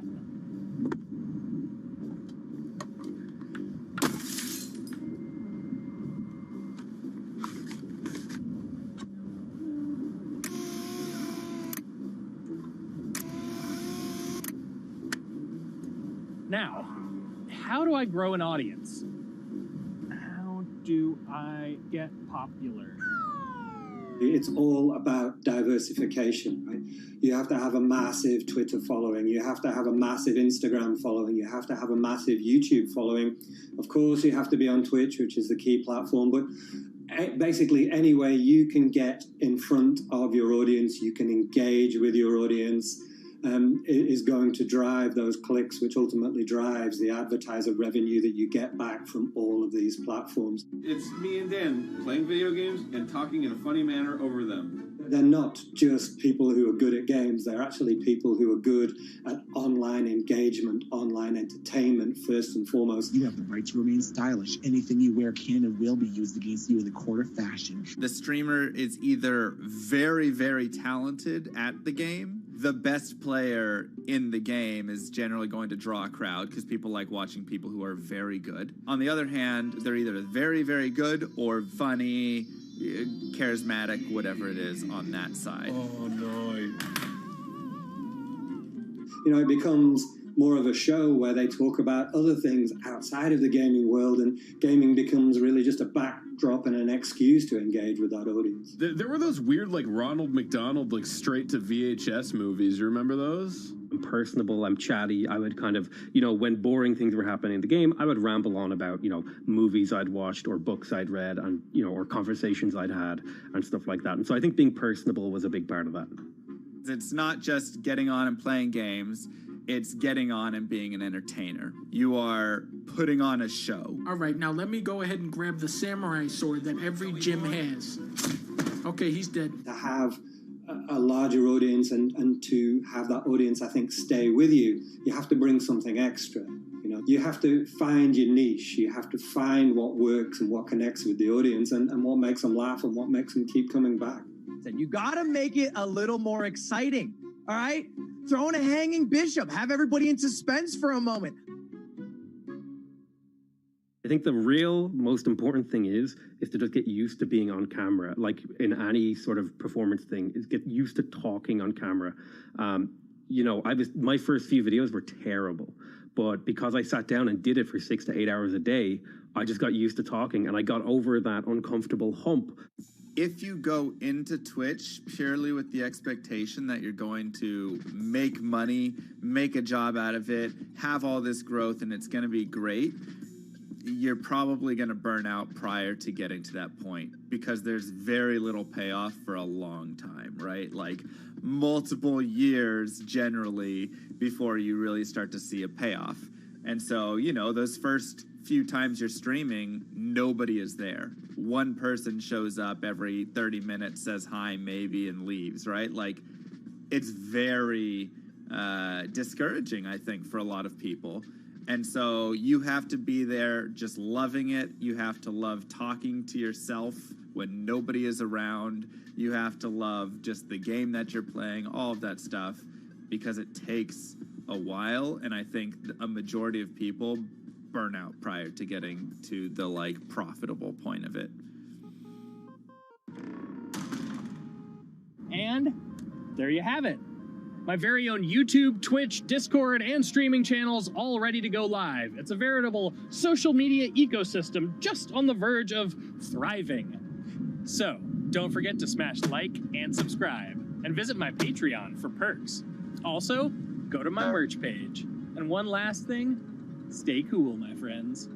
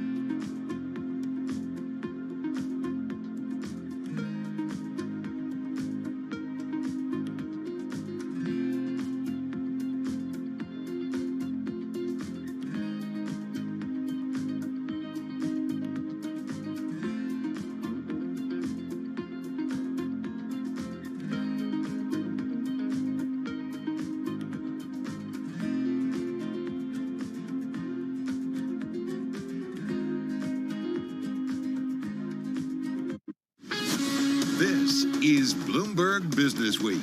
Insight from the reporters and editors who bring you America's most trusted business magazine. Plus, global business, finance, and tech news as it happens. Bloomberg Business Week with Carol Masser and Tim Stenevec on Bloomberg Radio. And a very good afternoon, everybody. We call it FOMCE because the Fed kicking off that two-day meeting today. We get that Fed decision 24 hours from now. We will know what the Fed has done in that second decision of 2023. It is Tuesday, March 21st, 2023. Tim is on leave. As you know, I'm Carol Masser. Joining me once again, Bloomberg News Deputy Team Leader for U.S. Equities, Jess Menton. And Jess, we got the Fed meeting front and center. And also, what banking problem, or so it seems, because we've got bank stocks rallying once again. Exactly. They are one of the industry groups in the S&P 500 that is really propelling the broader market higher when you look at that on the back of also discretionary and energy. But if you look at the KBW Bank Index, that's ticker symbol BKX, that's up close to 5%, on pace for its best day since November 10th. Obviously a big turnaround and rebound after what we've seen over the past week, Carol. All right, we're talking about all of that. Speaking of that, we do have on banking, John Mack. He did run Morgan Stanley during the GFC, the Great Financial Crisis. Before that, he was co-CEO of Credit Suisse Group, so he weighs in on banks and risk. On the flip side, how it all will impact potentially what we get from the Fed tomorrow. We've got a former Treasury and White House staff member on what exactly he expects the Fed to do and maybe what it should do. And then while we're on the topic of stuff out of Washington, we've got to talk about why a burning problem for Washington officials and the administration is none other than Elon Musk. And Carol, of course, we do have earnings after the bell, so we're going to hear from Nike. That's going to be a focus. Also, we're going to be speaking with the CEO of Bolt, the checkout and e-commerce platform company, on IT spending and the health of the consumers. And of course, when it comes to scam stories and secrets from the trillion-dollar fraud industry. Yeah, it's the subject of a new book. First up, though, we're going to take a look once real quickly at the markets for you as we get ready to join our TV colleagues, because we're seeing a little bit of a leg up here, not at our best levels of the session, but but getting close to it. Oh, it looks like it actually, we are at our best levels when it comes to the NASDAQ, up about 1.4%. We're looking at a gain of about 1% on the S&P 500. So we're seeing that risk on trade once again coming back into the equity trade. All right, let's head over to our TV colleagues right now. Countdown to the close starts right now. Countdown to the close. Bloomberg's comprehensive cross-platform coverage ahead of the U.S. market close starts right now. This is the countdown to the close. About 60 minutes left to go here in the trading session. Romaine Bostic alongside Katie Greifeld, joined right now by our colleagues Carol Masser and Jess Minton. Welcome to our audiences across all of our Bloomberg platforms, television, radio originals, and those folks streaming on YouTube. Carol Masser, risk on here on this day, as I guess we get to this point where people think that maybe the systemic issues that some people were concerned about, maybe not so systemic, and you have a Fed meeting that is taking place right now and a big decision 2 p.m. tomorrow. I do wonder how this risk on trade and maybe this calm feeling coming back into the financial markets, how will it ultimately affect what the Fed does in its decision tomorrow? We will certainly know in less than 24 hours time. Having said that, looking for some outperformance in the market, and I found it in the alt energy space. Check it out, everybody. If we bring up the Invesco solar ETF, rallying up the most since late November. It's up more than 5% as we speak. I don't know that. Is that right? That looks right. Okay, just checking. Sorry. Had to put my glasses on. All right, so it's up more than 5%. You have Tesla also rallying. It's up about 8%, top in the equity averages. The company's bonds received an upgrade from Moody's. You also had reports that it's expected to post one of its best quarters in China. This is according to the latest retail sales data from China Merchants Bank International. They track car insurance registrations. Rivian up 5%, and then you have Lucid up almost 8% as well, Jess. So really standout performance. Risk on trade certainly there. And when you're talking about this risk on trade, I have to point out what's happening with the VIX. If you look at it now, it's below 22, Carol. So just seeing the moves there, especially over the past 2 days when you've seen that volatility ease as we head into this Fed meeting. And especially when you think of last week, there was a particular point where it hit just under 30. So you're seeing the VIX fall quite a lot ahead of this big Fed decision, Romaine. Nevertheless, a broad-based rally on our hands right now with about 70% of the S&P 500 members in the green. 1% gains pretty much across the board. 1.1% on the S&P, about 1.5% on the NASDAQ, and the Russell 2000. That's your relative outperformer, up almost 2% on the day. And if you take a look at the sector level, you have 8 sectors in the green right now. That's led by energy. That sector up more than 3.5%. Then you have consumer discretionary and financials also getting a bit up more than 2%. That's the good news. You take a look at the downside. Utilities in the red, down more than 2%. Real estate and consumer staples also feeling the pinch here. Again, it's a risk-on day. A risk-on day, to be sure, and really emblematic of that is the moves that we're seeing in First Republic, which, of course, yesterday hit its lowest level as a public company. Today, those shares up 34%, its biggest one-day percent gain as a public company. Meta Platforms higher on the day as well, up by about 2%. Interesting upgrade by the folks over at Morgan Stanley, saying that it is actually going to be maybe one of the more resilient of the big tech companies, even if we do head into a downturn. And take a look at On Holding. This is the Swiss sneaker maker, backed by Roger Federer, up about 26% here on the day. This company reported earnings of 33% jump in earnings in the most recent quarter. Meanwhile, the flip side of that is what we're seeing in Tencent Music. Tencent Music down about 9% here on the day, even though some of the results actually did beat analyst estimates, but some concerns here about monthly active users, which actually came in a little bit below estimates. If you're looking for signs of life in our economy, if you're looking for a little bit more risk on sentiment, believe it or not, you might actually find it in the home sector. Existing home sales actually posting the first increase that we've seen since mid-2020, if I got that right. Contract closings jumped by the most since mid-2020, 4.58 million on an annualized basis, and that ends basically what was 12 months, straight months of drops here, and a big part of the reason for that, Katie Greifeld, is that median sales prices slid in February for the first time, get this, since 2012, with the biggest declines, Katie Greifeld, in the West and the Northeast. Katie Greifeld. I did not know that, and now I do, so thank you. Is Katie Greifeld with us? I just want to check. Oh, okay. Yeah, she's with us. She's with the guys. Roll call, roll call. Roll call. Check, check, check. All right, we've talked about calm back in the markets. We've talked about bank stocks rallying. We talk about the risk trade back on. Jess mentioned the volatility index, getting ready for its biggest two-day plunge of 2023. We talk about this being Wall Street's fear gauge, if you will. Meantime, watching the volatility that we've seen as of late in the two-year Treasury is Matthew Miskin. He's co-chief investment strategist over at John Hancock Investment Management. He was earlier on Bloomberg. Here's why he's watching it. When the two-year Treasury yield starts acting like a meme stock, we've got some problems. The bond market's saying, yeah, you're going to raise rates, but it's going to be a mistake, and you're going to be cutting in not so distant future. All right, that's Matt Miskin over at John Hancock Investment Management. But, you know, you do wonder about the volatility, and you've talked about this, Romaine, that we've seen in that 2 year specifically. Yeah. You know, what is it saying? Yeah, maybe it's up above 4% today. Could it go lower? Could it go higher? I mean, I think it's very tough to predict at this point. It's up 20 basis points today, and we always point Big this swings. out that technically, yields in U.S. sovereign debt should not move to that such extreme, and that's basically what we've had every day now for really a couple of weeks.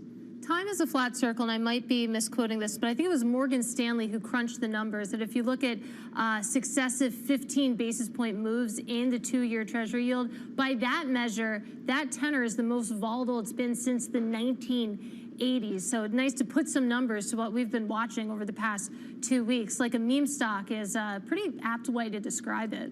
And I really want to point out an important story that's just crossing the terminal from Michael McKinsey of Bloomberg News. So he was pointing out how the Fed rate hike doubts are beginning to creep into the market for the first time when you're thinking about this cycle. So the swaps show an 80% chance, as we know, of a quarter-point rise tomorrow. But the reason that's important, it does mark a departure from every other Fed meeting over the past year where traders were fully pricing in at least one of those such moves. So I think that's important, especially as we're heading into tomorrow. I just feel, go ahead, Romaine. Yeah, well, I mean, I know everyone's focused on the rate hikes, but I mean, this is really about the communication, I think, at 2:30 when Powell comes out. Because this is not only about saying, okay, here's what the Fed is going to do, but it's more importantly about how the Fed views the banking system, how it views financial stability, and what, if anything, more it thinks it can do to ensure that stability. I was talking with our Joe Matthew ahead of our broadcast, and specifically, I think it's going to be very tough for Jay Powell, whether or not they cut rates, whether or not they raise rates, whether or not they do nothing. It's just how he keeps a consistent message in that press conference, because you know he's going to be hammered, guys, when it comes to what about the bank crisis? What about the bank crisis, right, Katie? Yeah. And of course, there's the impulse. I mean, markets are going to hear what they want to hear. We're going to be parsing his words, reading the tea leaves, but we'll see. I mean, it's called a knee-jerk for a reason. How we close tomorrow could be totally different from how we open up on Thursday. All right, should be an interesting day. All right, guys, we're going to be back in less than an hour's time. Our cross-platform coverage, radio, TV, on Bloomberg Originals, and on YouTube. We're going to count you down to the close on this Tuesday. Also, we've got some earnings coming our way as well, so we're looking for that. All right, we'll see you at 4 p.m. Wall Street time.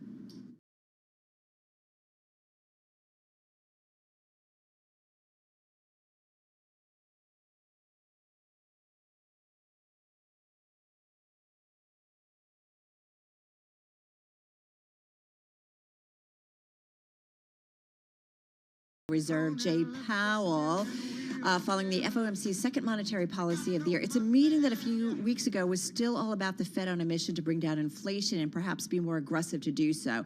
Then the collapse of 3 banks in the U.S., then UBS buying Credit Suisse, and then we had investors pricing in rate cuts later in the year, although that seems to be tempering back as well. So let's try and make some sense out of this environment. Back with us is Dr. Steve Skanke, Chief Economic Advisor over at Keel Point, former U.S. Treasury and White House National Security Council staff member. He's based in Washington, joining us today via Zoom from Cape Canaveral, Florida. Are you looking to the skies, Steve, for inspiration about what the Fed may or may not tell us tomorrow? It's going to be tricky for Jay Powell. Well, you know, Carol, you're absolutely right about that. But one of the amazing things down here is there are rocket launches several times a month. And there's something absolutely amazing about seeing those go up, defying gravity, beautiful plume, and away they go out of sight. And it is inspiring. And I wonder if the FOMC members are maybe doing that too. Is it a reminder that life goes on and there's a bigger world beyond us? I'm getting all crazy, but I guess my point is, when the Fed looks at its mission, it's looking at the labor market. More importantly, it's looking at inflation that is still a persistent problem. And then it's looking at the last week and a half Where 2 weeks ago, 2.5 weeks ago, we weren't talking about a bank crisis, and yet we have over the last week and a half. What do you think the Fed needs to be focusing on in its decision tomorrow? Well, the Fed is primarily focused on getting inflation under control without bringing anything else. While I think they shouldn't have been surprised by what happened with some of the banks and the fragility of a couple hundred others that have massive holdings of longer dated treasuries, I think it did catch them a little bit by surprise. Generally, the Fed doesn't think of its monetary policy tools, that is, raising and lower interest rates, increasing and reducing the money supply, as being a tool that they use to assure the stability and health of the banking system. But of course, it does have an impact. It does have an impact, and when we saw what happened with the two banks that went out, and then of course the continuing issues with Credit Suisse. But it was they were very effective, I believe, in putting together a package that said, wait a minute, we're certainly paying attention to the banking community. All these other tools that will help address the particular problems that we've seen with the two banks that they closed, and with the other ones that were lined up at their discount window.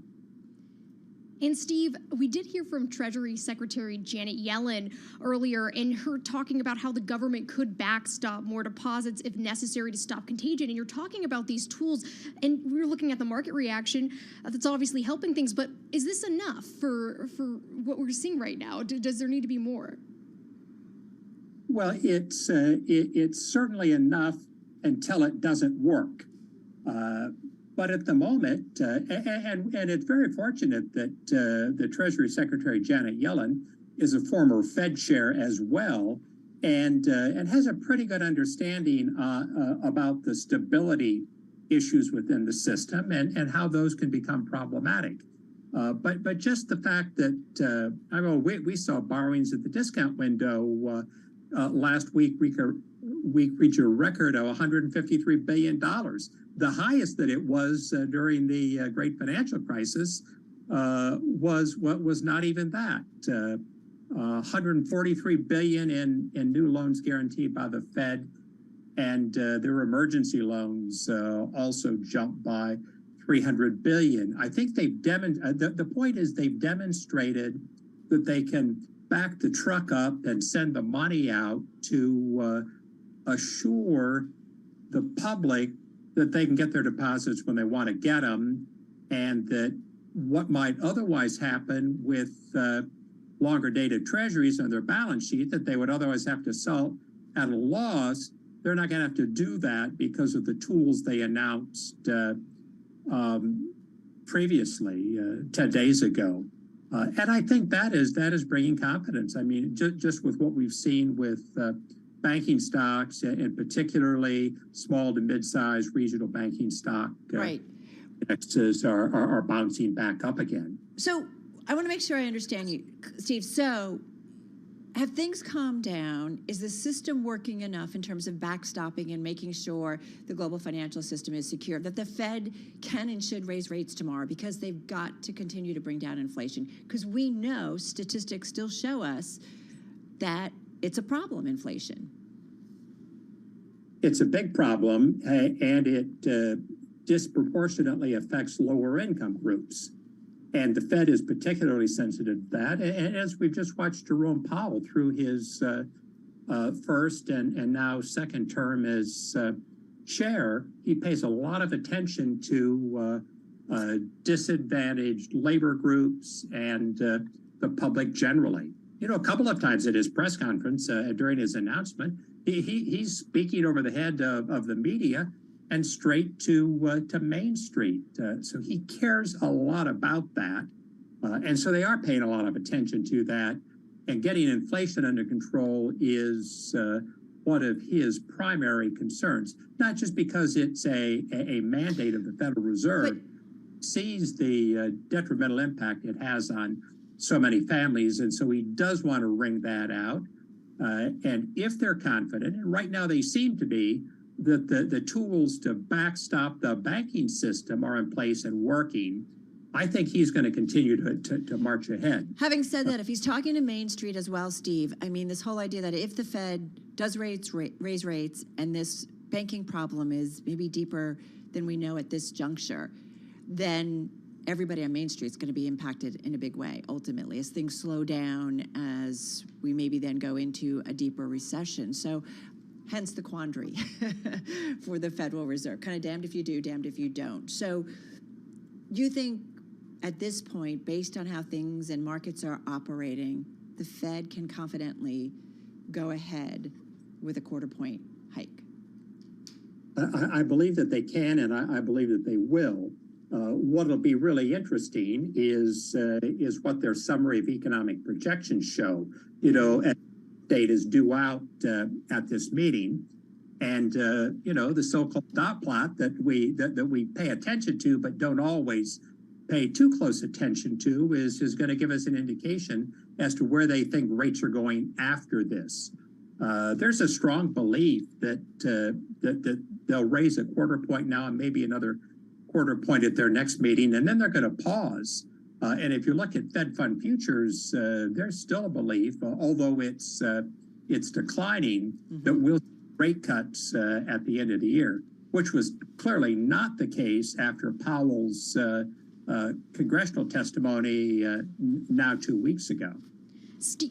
Steve, we do know that tighter financial conditions obviously are a principal objective for the Fed's efforts to combat inflation. How much do you think these banking issues will actually tighten financial conditions? I think significantly. We'd already seen just from the beginning of the year, banks shoring up their balance sheets, tightening up their lending standards.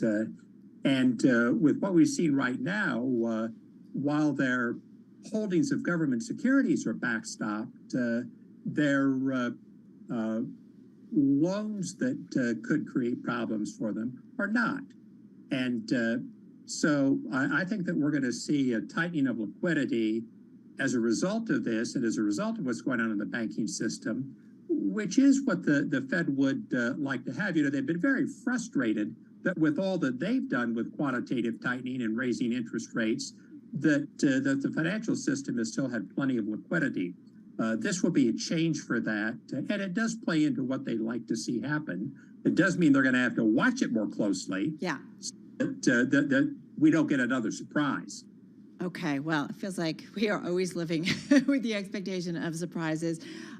Steve, great to check in with you. Dr. Steve Skanke, Chief Economic Advisor over at Keel Point, joining us via Zoom from Cape Canaveral, Florida. He's a former U.S. Treasury and White House National Security Council staff member, weighing in on that Fed decision tomorrow. And as we know, Jess, the Fed, you know, officials are meeting there, Jay Powell and company in D.C. at the U.S. Central Bank.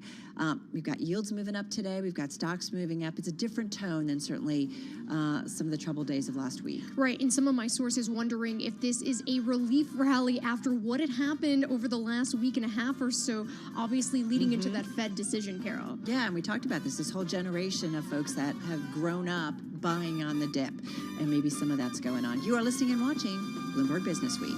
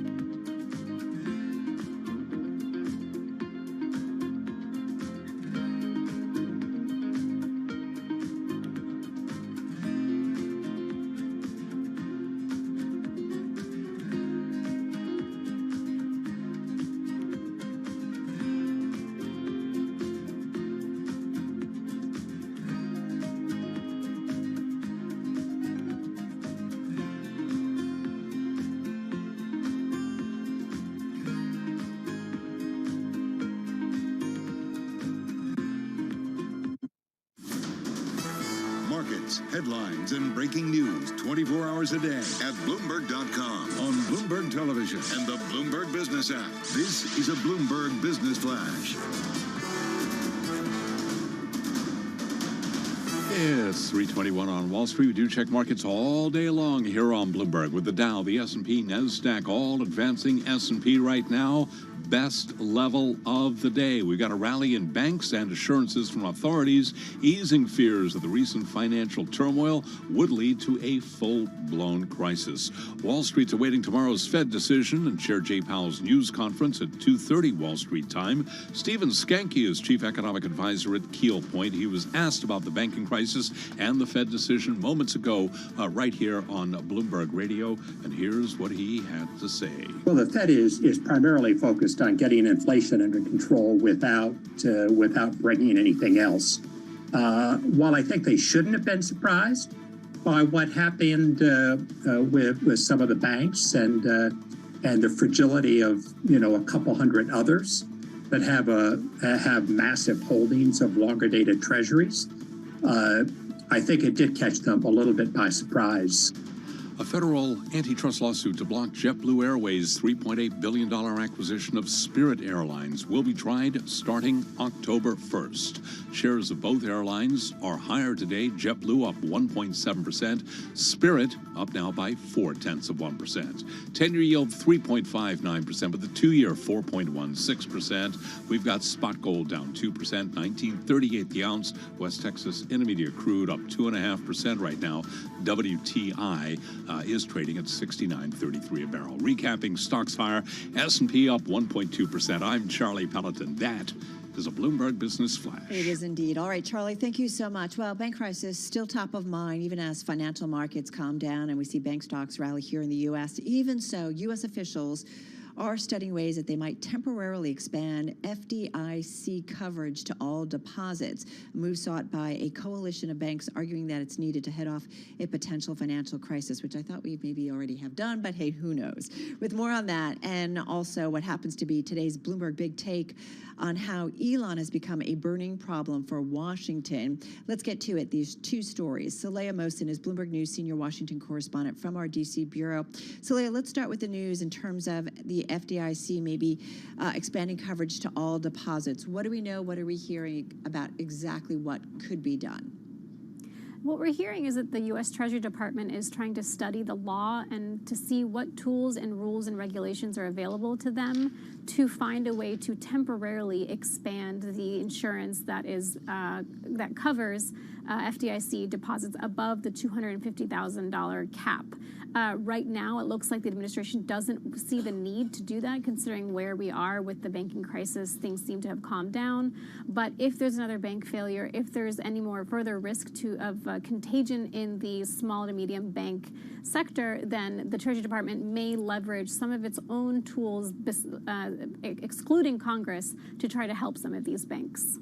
And Saleha, we did hear from Treasury Secretary Janet Yellen earlier that was talking about how the government could backstop those deposits if necessary, but she didn't address specifically the possibility of a temporary expansion in deposit insurance. And you were just explaining about that. How exactly, how likely do you think that could even be potentially on the table? Would things have to escalate further, say with First Republic, in order for something like that to actually happen? You're spot on. We are watching First Republic as closely as possible right now. If there's any further contagion or risk or tumult when it comes to First Republic Bank or any other banks, then the Treasury Department is going to be forced to act. And so they're just getting their ducks in a row. They're just ready just in case it's necessary.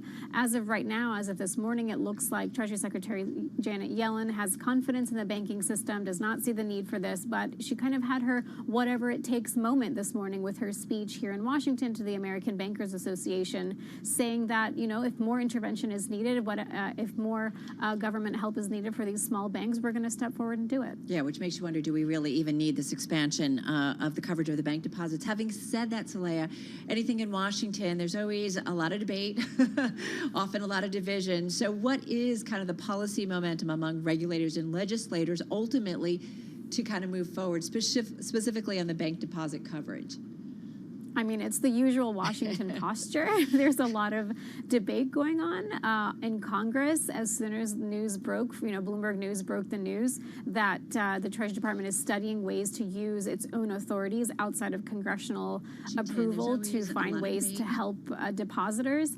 Lawmakers started tweeting. They, reached their microphones and staff to say that this is a bailout and we can't do this. So I think we've got a hearing with Yellen tomorrow. It's going to be pretty contentious. Can I ask you, if there's so much worry, is there any political will, in terms of policy considerations, that regulators maybe say to banks, you have to raise your cap ratios so that if you get into trouble, you got the funds to cover it? I mean, absolutely. The Biden administration, the president himself has been very adamant, no bailouts, so that if you get into trouble, you got the funds to cover it. I mean, absolutely. The Biden administration, the president himself has been very adamant, no bailouts. Taxpayers right now should not be on the hook to pay for this mess. And so if you raise the caps, if you draw more from bank fees and charge the banks more fees for some of these services from the regulators, then taxpayers are protected. So I see a lot of momentum to do anything possible to shield taxpayer money from getting involved. And I bring that up because we just had a headline a few minutes ago about Silicon Valley Bank's loans to insiders tripled to $219 million before it failed. So, we continue to get more information about what was going on in the bank before that collapse. All right, can we switch gears? We want to get to your Bloomberg Big Take. We love this story, really interesting. It's also among our most read on the Bloomberg. It's about Elon Musk, his empire, and how it's become a burning problem for Washington. So what's the trouble? Although anytime we bring up Elon, it's like, oh, Elon. What's the problem for Washington when it comes to Mr. Musk? This was a really fun story to report on. There's so much there when you're talking about Elon Musk. Basically, he is untouchable. It's like playing a game of whack-a-mole for the government trying to deal with him.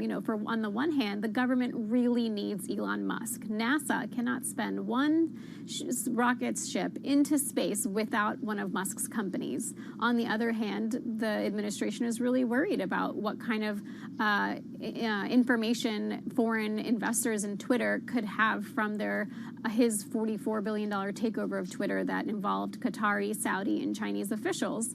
Also, he talks a lot on Twitter. He has a lot of support for Republicans. He's kind of waded into the free speech debate regarding social media. And so the government just doesn't know how to navigate some of the conflicts of interest here. He is the CEO of 5 very large, very influential companies and has billions of dollars at his disposal to take more actions. Yes, Leah, and what you're explaining too about how a lot of these, when you're looking at all the different companies these has, how certain ones are really vital. You think of Tesla with the EVs, like you were talking about when it comes to SpaceX and NASA, but it sounds like when you're talking about Twitter, that seems to be sort of the focal point where it's causing a lot of issues with the Biden administration. What are some of the most recent developments that's been causing some strange between the Biden administration and Musk on that front when it comes to Twitter? I mean, the most notable is at the top of the Big Take story today. It's that during the soccer World Cup, the FIFA World Cup in December, all of a sudden on Biden government officials' phones, they see that Elon Musk is in a photo with a Russian journalist who has been sanctioned by European authorities, and he just happens to be taking selfies with this woman. And so officials don't know when he's going to come out and talk about what a peace deal between Russia and Ukraine should look like, when he's going to come out and talk about Federal Reserve interest rates, when he's going to come out and talk about FDIC deposit insurance. And so they just don't know where he's going to head yet. It's volatile. He has influence. So, and look, right now we're showing on the screen a photo of him sitting next to Jared Kushner. Mm-hmm. Nothing could make this administration more uncomfortable than sanctioned Russian officials and a photo of Jared Kushner next to a really influential man. Soleil, we have a lot of fun, I feel like, when we talk about Elon Musk. He's an interesting guy. And as you said, I mean, the companies, transportation, aerospace, health, telecom, social media, these are crucial industries when you think about, the U.S. One of the lines in your story was a U.S. official who spoke on condition of anonymity because of the sensitivity of discussing Musk publicly, described Tesla as a Chinese company with an American subsidiary. That, to me, kind of sends chills a little bit, if that's the thinking of how people are looking, maybe Washington insiders are looking at Elon. Oh, absolutely. I mean, if you want to get Congress rattled about this guy, that's what you talk about. You link him to Chinese influence. We have Senator Mark Warren on the Democrat side talking about how Tesla is hook, line, and sinker bought into Chinese Communist Party interests because he has so many factories over there, so much production over there, and now he's trying to make a dent in terms of revenue for Tesla. So it's really hard for the U.S. government to untangle what his stake is with these foreign and somewhat unfriendly governments on a diplomatic level for the United States, but also how deeply involved and interdependent the U.S. government has become with some of Elon's companies. All right, real quickly, just got about 25 seconds. Could the government at some point seek a breakup of all that is Elon? You know, it's happened before in the past. We've seen big monopolies being broken up. So I don't think that that's out of the question. I think that would be a very big lift, and they would have to use a lot of political capital with Congress to get that through. Well, great reporting and a really fun story to read. Saleha, thank you so much. Saleha Mohsin, she's senior Washington correspondent at Bloomberg News from our Washington, D.C. bureau. It is the Bloomberg Big Take today, and you can read more if you just head to the Bloomberg and also check it out at Bloomberg.com. Elon, it's fascinating, right? He just has his hands in so many different things. Right, and Saleha was talking about obviously the different issues and kind of clashes there, but also the SEC, right? We've seen this playbook before as that has unfolded with Musk as well, but definitely it's interesting when you think of the dynamics and what the Biden administration actually needs from them. Well, and when I think of a playbook, I feel like you throw it out when it comes to Elon because he goes on social and talks about things that no other CEO would probably do.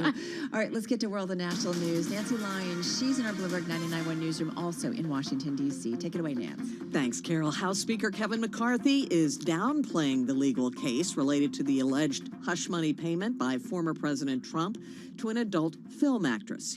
McCarthy answered a reporter's question about it today at the House Republican retreat in Orlando. I look at it from this perspective.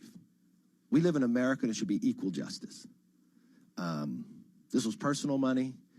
This wasn't trying to hide. This was 7 years ago, statute of limitation. And I think in your heart of hearts, you know, too, that you think this is just political.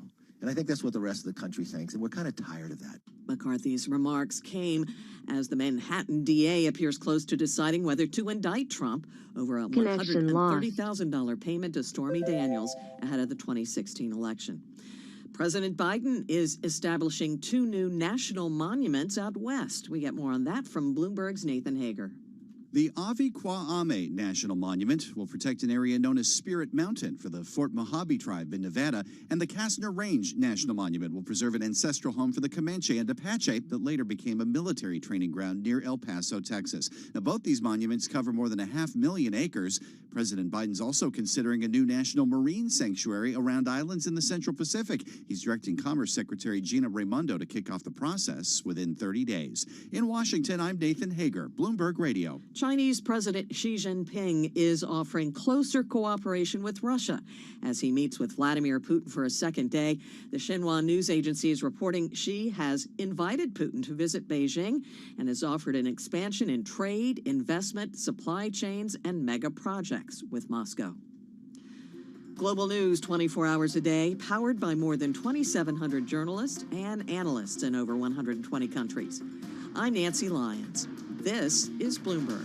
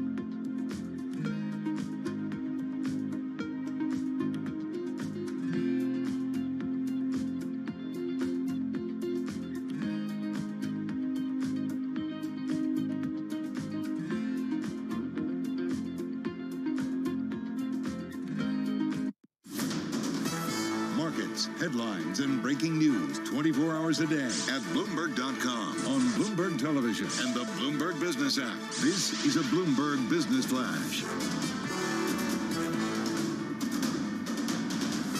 It's 3:41 on Wall Street. We do check markets all day long here at Bloomberg. The Dow, the S&P, NASDAQ, all pushing higher. 20 minutes to go ahead of the closing bell. We are at the best level of the day right now on the S&P 500 index. So what's going on? What's moving markets? Let's head right over to the first word breaking news desk for today's afternoon call.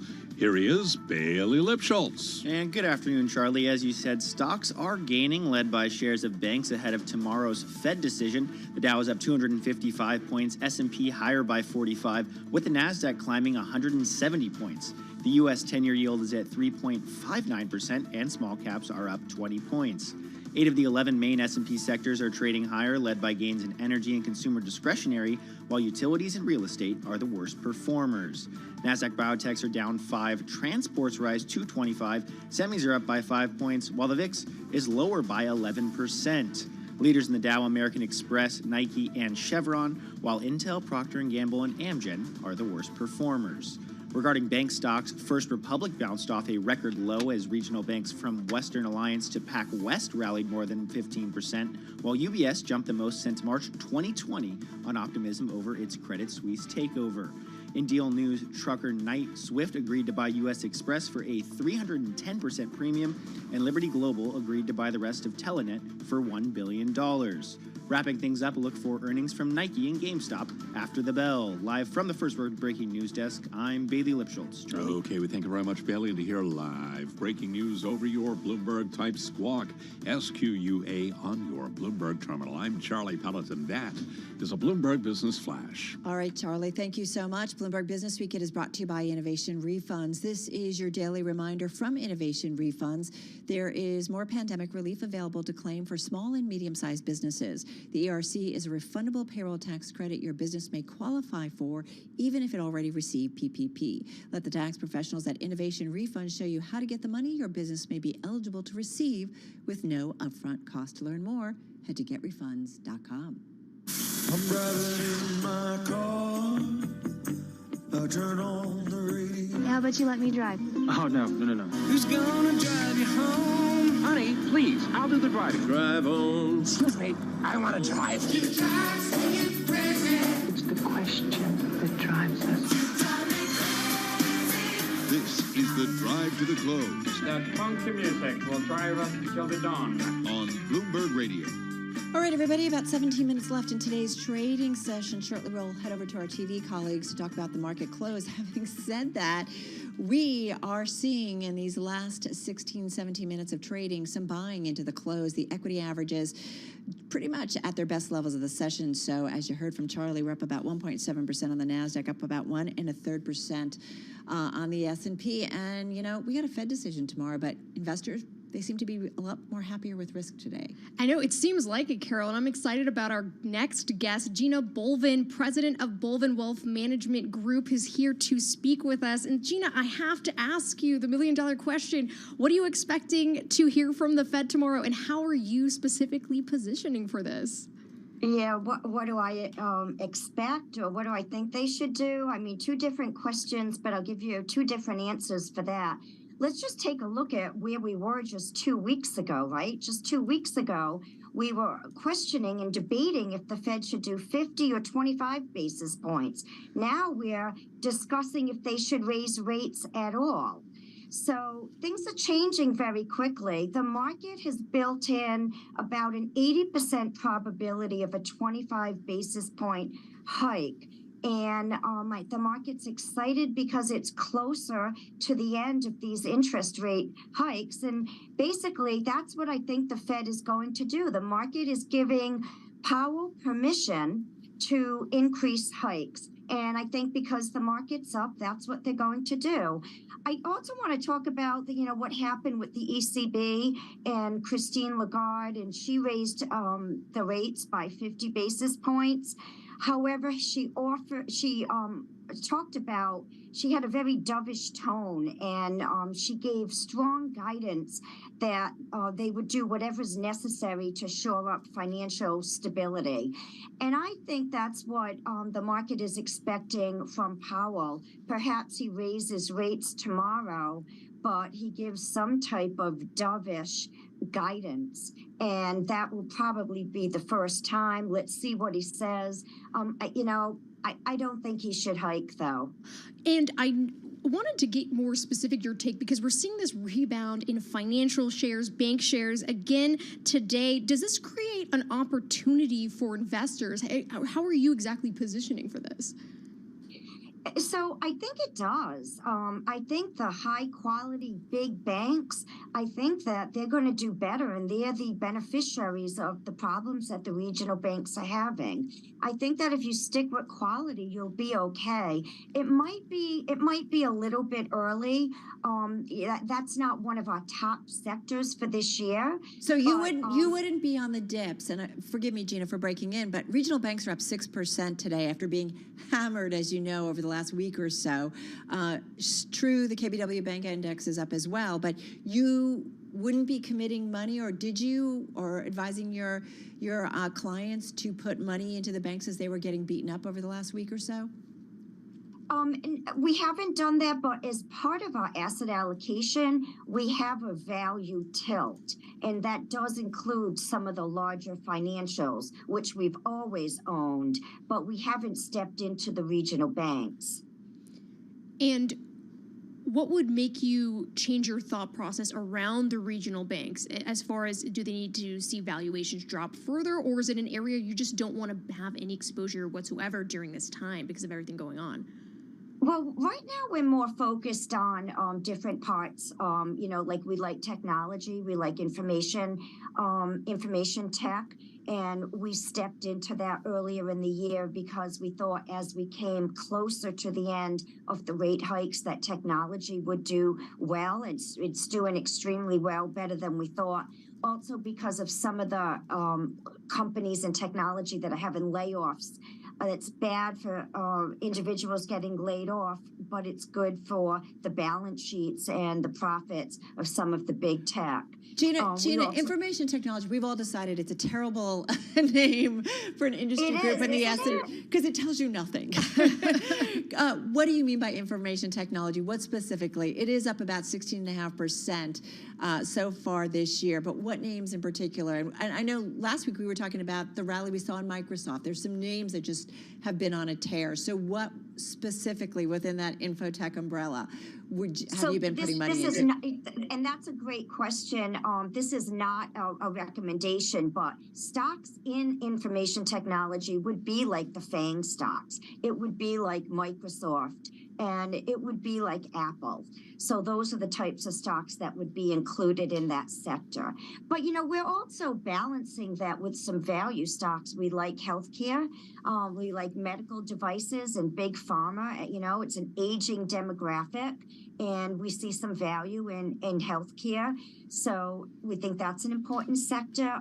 Industrials like aerospace and defense. As defense budgets are expanding, those stocks should do well. So as China reopens, they should also do well. Gina, we only have about a minute left, but I want to know specifically, what are clients asking? What are their biggest concern right now? Clients are really asking, are we heading into a recession? And is this a recession like 2008? It's been a long time since we've had a recession. And our answer is that we don't think that we're heading into a recession, but if we do, it's going to be mild. One of the reasons is that the consumer is still strong. Yeah. Unemployment's really low.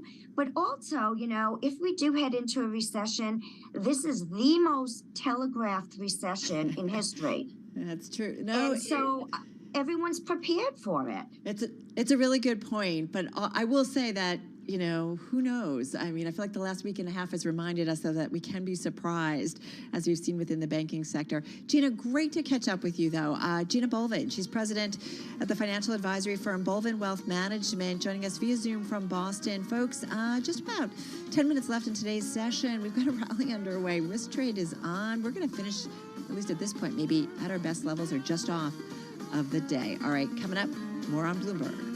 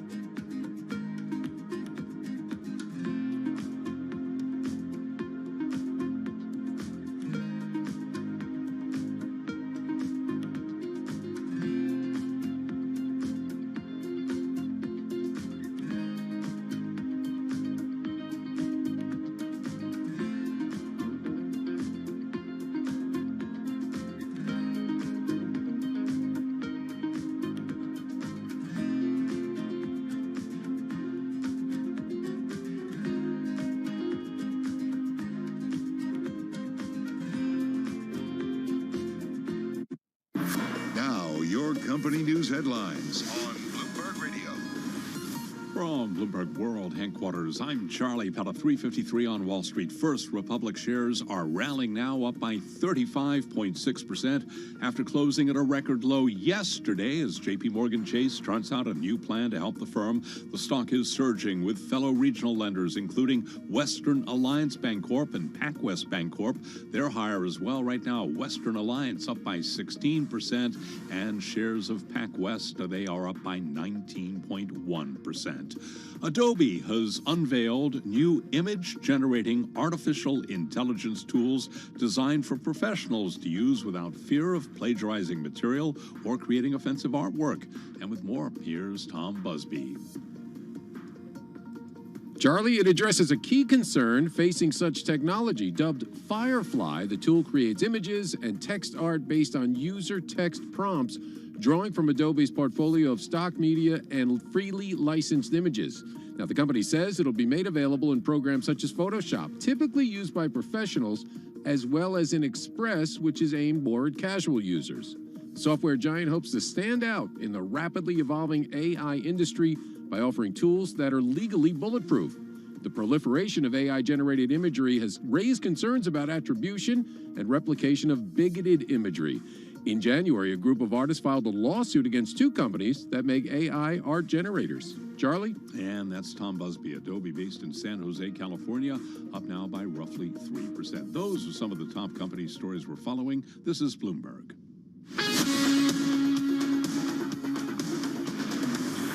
This is Bloomberg Business Week with Carol Masser and Tim Stenevec on Bloomberg Radio.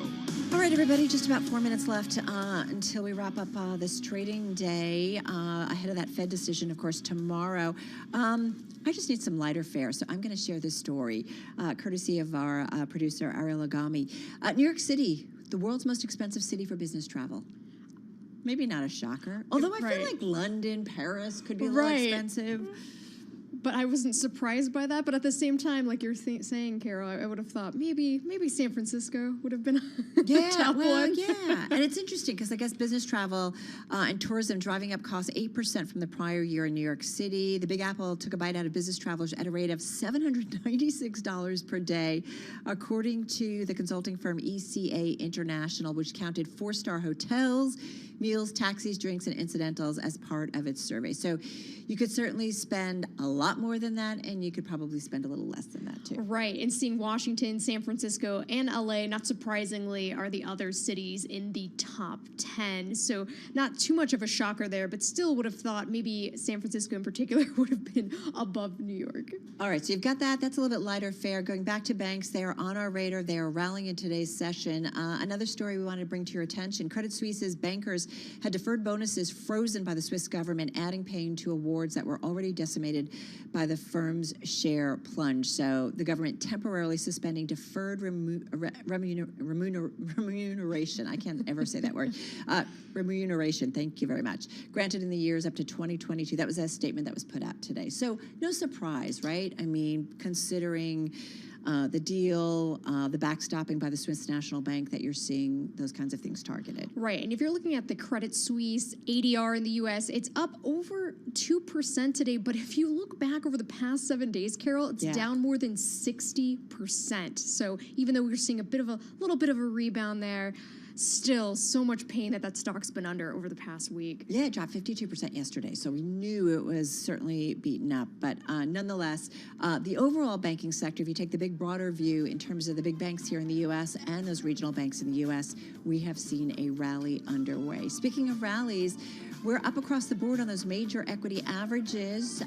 S&P 500 right now up about 1.3%, just rolling off and its best levels of the session. NASDAQ, same story, just rolling off its best levels, but still a gain of about 1.8%. Time to head over to our TV colleagues. We're going to talk about the markets. Beyond the Bell starts now.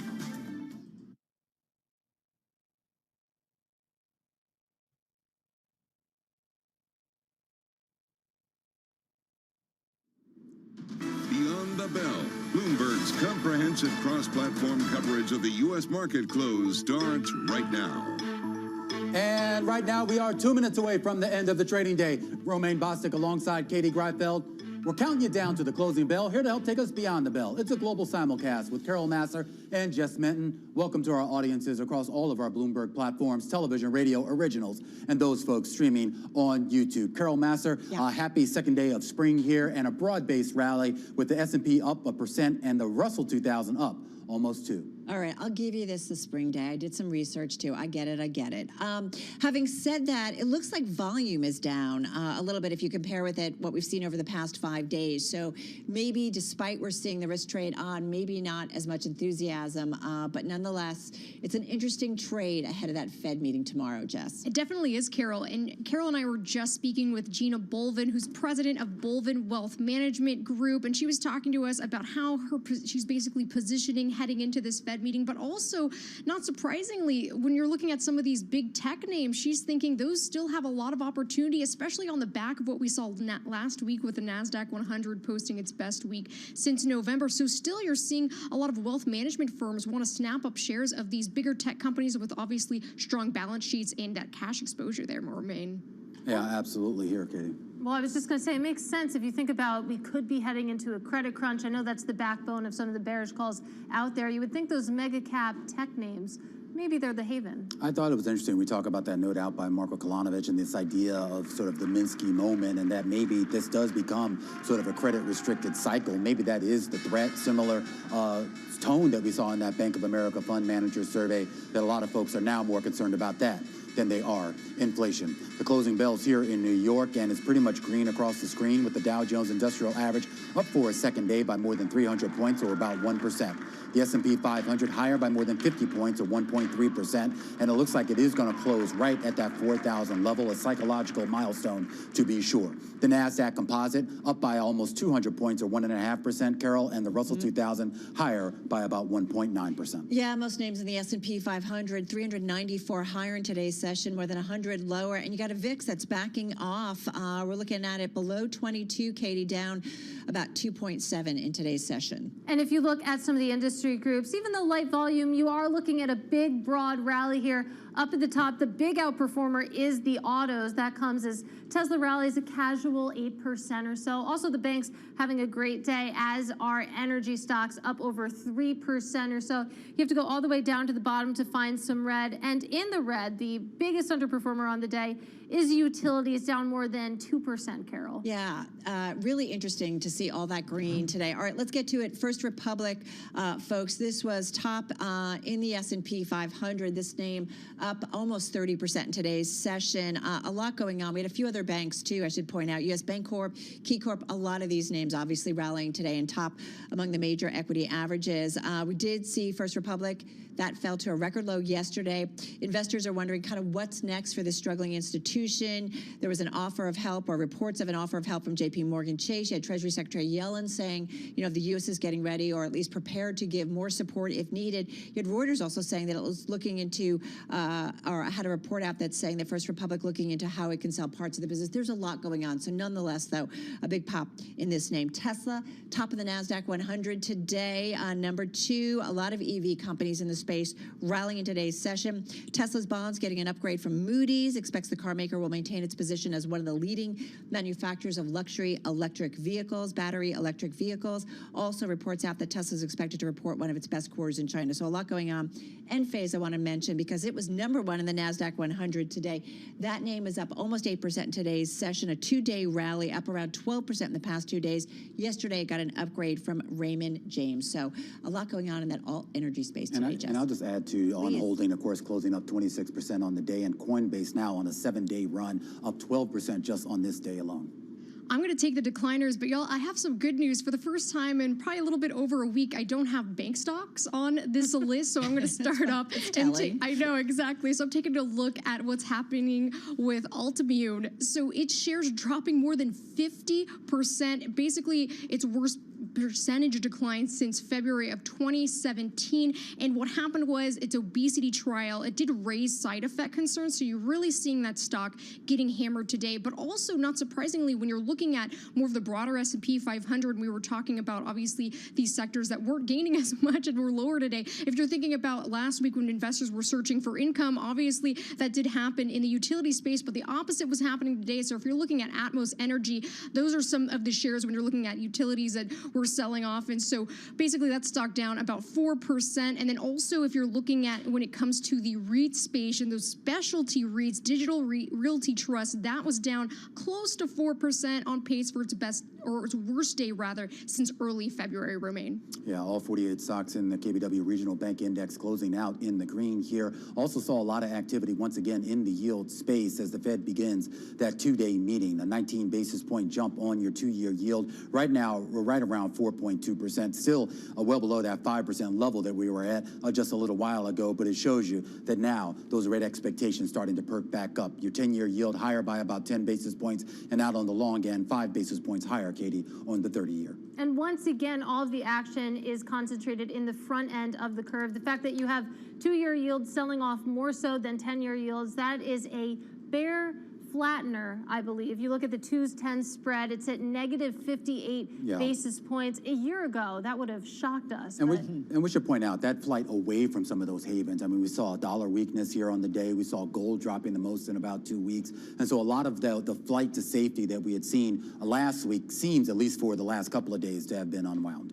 And we were just talking about yesterday, right, when it comes to the Fed's discount window, basically that lending hit a record high when we're looking at the data last week. Those outstanding emergency loans standing over $300 billion. If you compare that to what had happened in the global financial crisis, that was around $438 billion.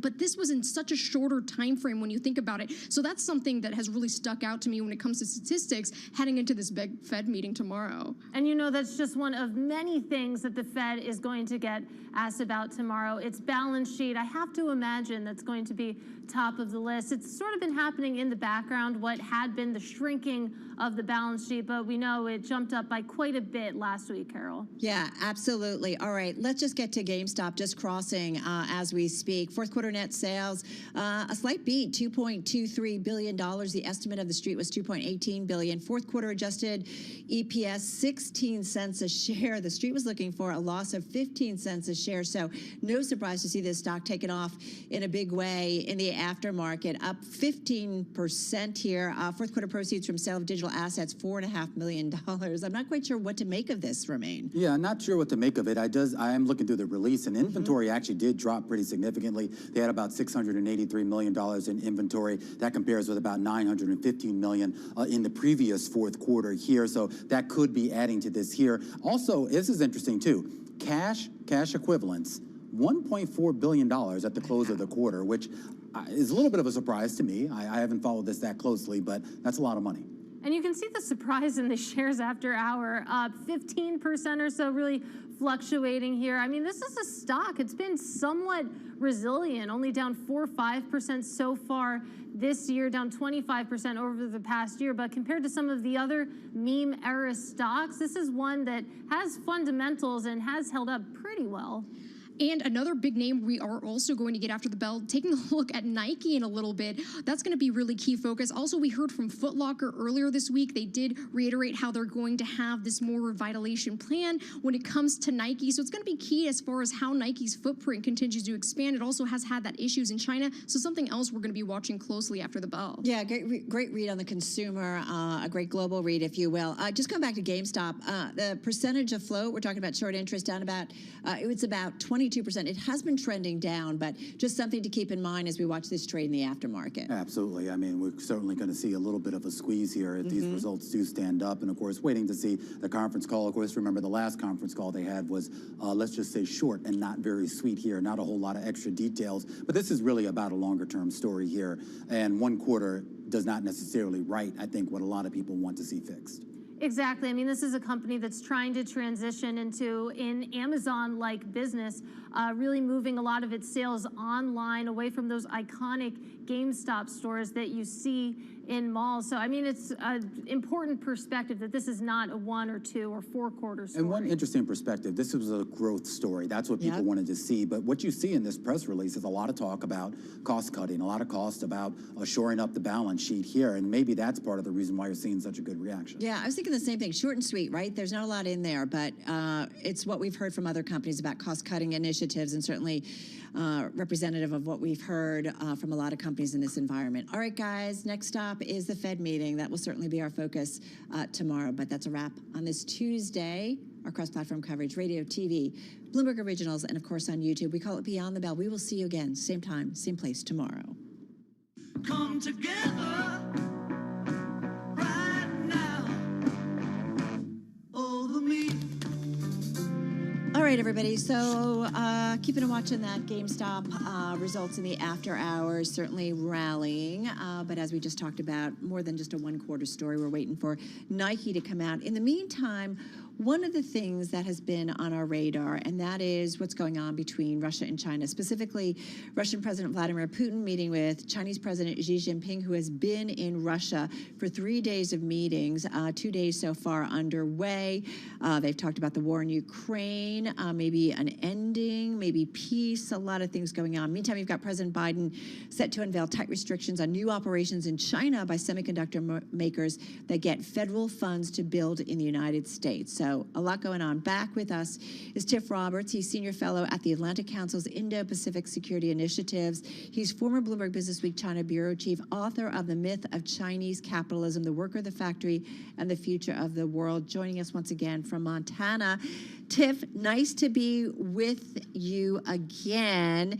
Xi and Putin, should the world be worried? Yes. Well, nice to be back, Carol.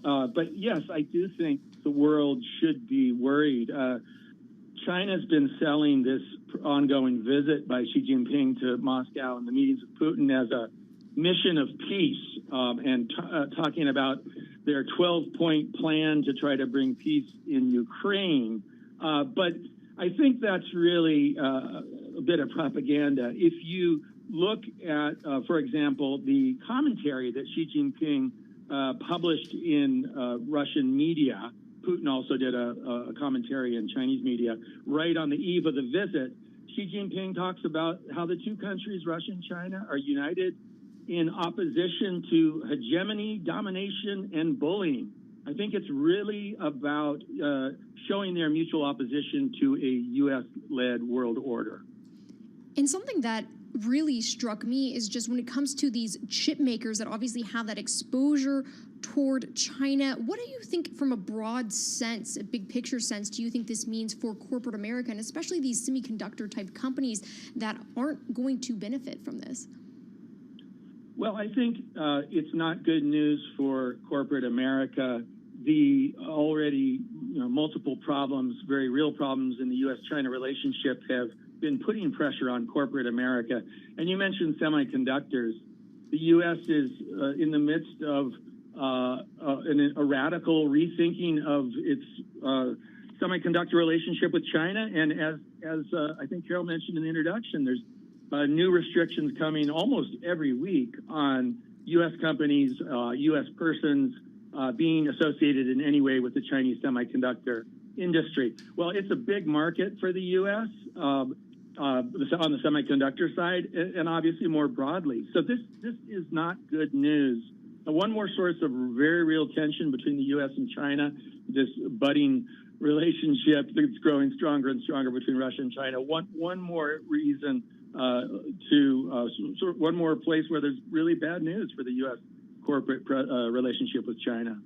Are we at the point of no return where China and President Xi specifically have turned its back on the United States? I think we can't say we're at the point of no return, but I would note that last week or during the two sessions, the annual legislative meetings held in Beijing, Xi Jinping actually singled out the U.S. By name, which he doesn't usually do, and said that they were leading a bloc of world nations that were trying to contain and suppress China and bringing severe challenges to China's development. That's a big deal. Xi Jinping usually, when he's referring to the U.S., will say something like certain countries or hostile foreign forces. But I think the fact that he mentioned the U.S. at this point by name shows just how bad the relationship is getting. All right, Tiff, at risk of sounding really stupid, but I'm okay with that. I mean, is China desperate? I don't think China feels desperate at this point. I think that what they're doing is, first of all, they're going to do their best to try to continue to woo American corporates to China. The spokesman for the Ministry of Commerce during the same legislative meetings basically sent out the message: we're open for business. We want you back now that we've lifted the restrictions from the pandemic. So they want corporate America, but they're going to try to sort of divide and conquer. They realize that the relationship with Washington is in very dire straits.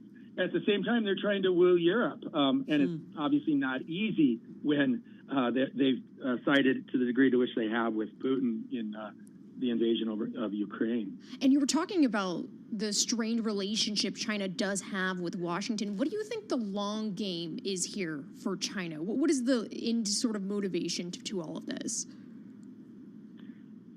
I do think, and I am concerned that China is deciding that the two sides are implacably opposed to each other, and that the room for actual cooperation is narrowing. So I hope that's not the case, but I do get that feeling that this is increasingly how Beijing feels. I think, as I said, they're certainly not going to close the door to American companies. They're certainly not going to close the door to the European Union. If the U.S. were to move a little closer to what China thinks is a proper bilateral relationship, I bet Beijing would be more than willing to talk with Washington. But I do think that the trend lines are pretty bad. You know, you talk about closing doors, and it's interesting. There's another story in the Bloomberg TIFF today about Vanguard planning to shutter its business in China. This is after they've been, I guess, a retreat 2 years ago. This is according to folks familiar with the matter. But, you know, in our story, it says the moves will mark a complete exit from China for the $7.1 trillion giant, which once saw significant potential in the world's second largest economy. I've said it a million times before because I think about at the beginning of my career, any company I talked to, it was as China was was opening its doors and kind of almost begging multinationals from around the world to come in, set up shop, kind of teach us what you know. And it's only, a few decades ago that I feel like things have changed dramatically. So it's pretty significant, the shift. I think it really is significant. We saw hedge funds pulling out, came in early after the pandemic restrictions were lifted, and then they started getting out. We see, surveys by the American Chamber of Commerce that are showing that for the first time, China's not even a top 3 investment choice for American companies. You're seeing American companies say that they feel very little optimism about the China market going forward. And yeah, we're seeing some big prominent examples like Vanguard, it sounds like, that are thinking of actually moving on somewhere else. So I do think there's been a real shift. China doesn't want to see that happen, as I said a moment ago.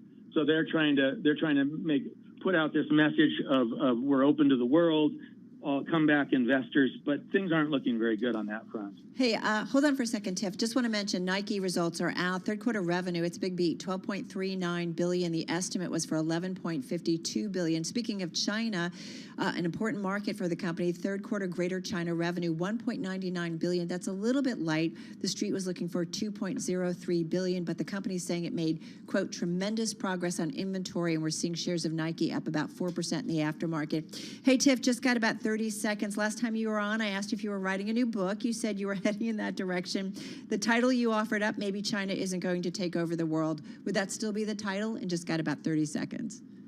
Absolutely. I see tremendous structural challenges facing China, demography, growing inequality, and above all, this politicization from the top leadership and Xi Jinping himself that makes it much less likely it's going to be the economic superpower many of us thought it was going to be. All right. Well, always appreciate when you can join us to talk about this subject. Tiff Roberts, he's Senior Fellow at the Atlantic Council's Indo-Pacific Security Initiatives, former Bloomberg Business Week China Bureau Chief. He knows a lot about this. The Myth of Chinese Capitalism. That's the book he wrote just a couple years ago, but as I like to kid him, sounds like he is getting ready to write another book. Nike third quarter EPS, it too is a beat, 79 cents versus 54. Stock is up 3.3% in the after hours. This is Bloomberg Business Week.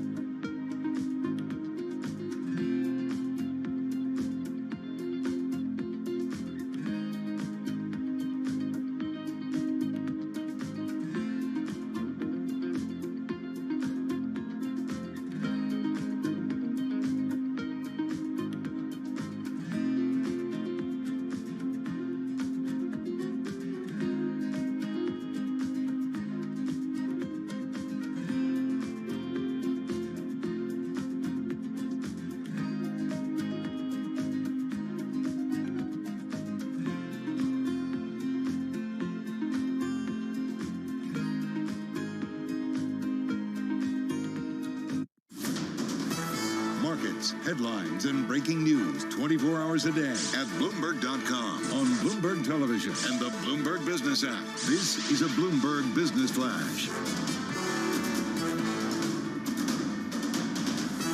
It's 4:21 on Wall Street. I'm Charlie Pellet. We check the markets all day long at Bloomberg, and we've got you covered on earnings. Let's begin with Nike. It reported revenue for the third quarter that beat the average analyst estimate. After hours, Nike shares up roughly 3.5%. Also, third quarter revenue came in at $12.39 billion. The estimates there, $11.52 billion. Cannot ignore GameStop after hours. The stock's surging now by roughly 39%. GameStop reported net sales for the fourth quarter that did beat the average analyst estimate. Again, that stock after hours up by roughly 39%. The Dow, the S&P, NASDAQ all advanced today ahead of Fed Wednesday. S&P up 51, a gain of 1.3%. We had a rebound in bank stocks today, also assurances from global authorities easing concerns that the recent financial turmoil will lead to a full-blown crisis. S&P again up 1.3%. By the way, back above 4,000 at 4,002 on the S&P 500 index. The Dow today rallied 316, up by 1%. NASDAQ today up 184, a gain of 1.6%. 10-year yield 3.59%. 2-year 4.16%. Spot gold down 2%, $19.40 the ounce. And today, West Texas Intermediate crude 69.33 a barrel. I'm Charlie Pellet, and that is a Bloomberg Business Flash. All right, Charlie, thank you so much. All right, folks, we are keeping an eye on shares of Nike in the aftermarket. They're up about 3.1%. We're looking at a third quarter revenue beat, talking about inventory. So let's get to it with our own Poonam Goyal. She's senior analyst for e-commerce, athleisure, and off-price retail, and she is joining us via Zoom from New Jersey. Hey, Poonam, walk us through the quarter. Investors like it. Should they be? Quarter. I mean, looking across regions, North America sales beat up 27% versus an estimate of 16%. Same with EMEA, up 26% versus an estimate of 13%. APLA was up 15 versus an estimate of 12. Great. China didn't do as well as everyone had expected, but it was still up 1% on a constant currency basis. And I think the key with China is not the quarter that they reported, but the quarters that they will report in the coming year, because that's when we really think China will show a meaningful bounce back, given that's when COVID restrictions were actually eased. So we're still very optimistic on China. Inventories, really the key question, going into the quarter, are they going to be able to work down those levels? We saw that it impacted gross margins. They were dragged by more than what we expected, but it's a good thing because we're starting to see them get rid of some of that inventory that they need so that they can begin to sell more full price on even their basics, not just their hot sellers. I have to say, when I look at like the third quarter inventory number, Poonam, 8.91 billion, it seems like a lot, but it's Nike, right? So I'm assuming that their levels are often high, or it feels like it is? Yeah. They are often high, but I think rather than focusing on the dollar, we should look at how much they decreased inventory from the last quarter. And inventory is down 4.5% quarter over quarter. So that is great. I mean, it's down more than what consensus expected. So they're working it down. It's going to take time, but it's moving in the right direction. And China will help now that it's getting better, right? We think some of the inventory may have been from China as well, not all of it, but they will work that down too. And we do know that Nike did move away from its wholesale relationships in the recent years because it really wanted to build out its direct-to-consumer channels, but it ended up, as you were talking about, with this glut of inventory. But we just heard from Foot Locker earlier this week about how it has this renewed relationship with Nike. How much do you think that is going to help Nike moving forward? And do you think we're going to see other partnerships like that? Yeah, I think the relationship that Foot Locker has with Nike never went away. So that relationship didn't go away. Nike's still a meaningful piece of Foot Locker. What's going to change is that Nike's now going to start reoffering some of their hot products to Foot Locker. And that's good for Nike because it opens up the door to a more mass audience, the ones that are going to the malls and going into Foot Locker stores, to really give them the opportunity to also leverage into these hot selling products, whether it's the LeBrons or the Jordans. So we think it's a good strategy that really opens up the door for Nike in a much bigger way.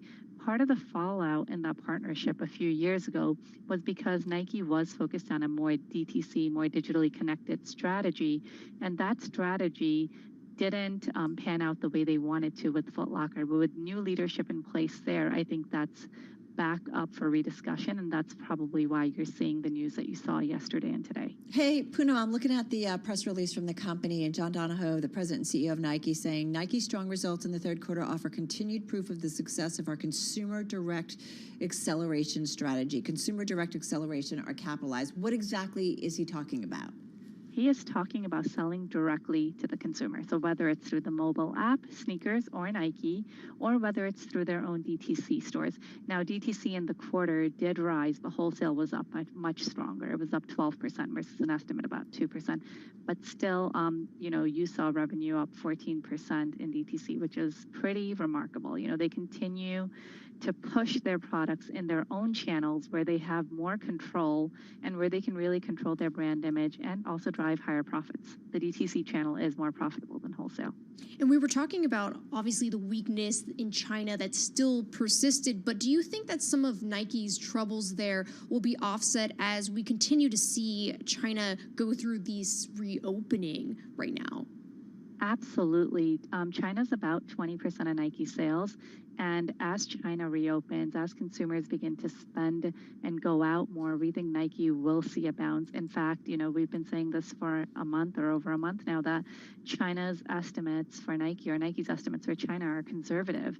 And really the next fiscal year could prove that China is going to do much better than anyone expected because Nike is a brand that's pretty relevant there and the consumers still do like. It has brand recognition. So we think China is a huge opportunity for them, not just from the revenue standpoint, but remember they make product in China for China.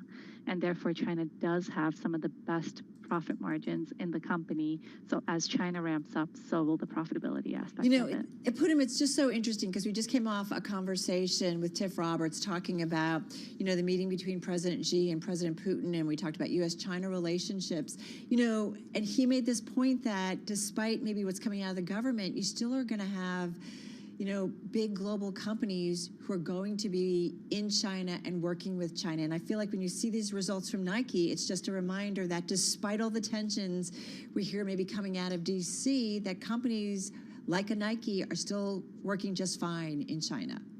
Well, they have to. They don't have a choice. I mean, most of what we consume here in the U.S. is made in the Asian countries, and China being a big part of them.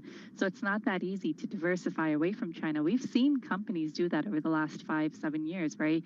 Where they're moving more into Vietnam, Bangladesh, India, wherever you may call it. But China still is a big manufacturing hub for American companies, and I don't think that won't change anytime soon.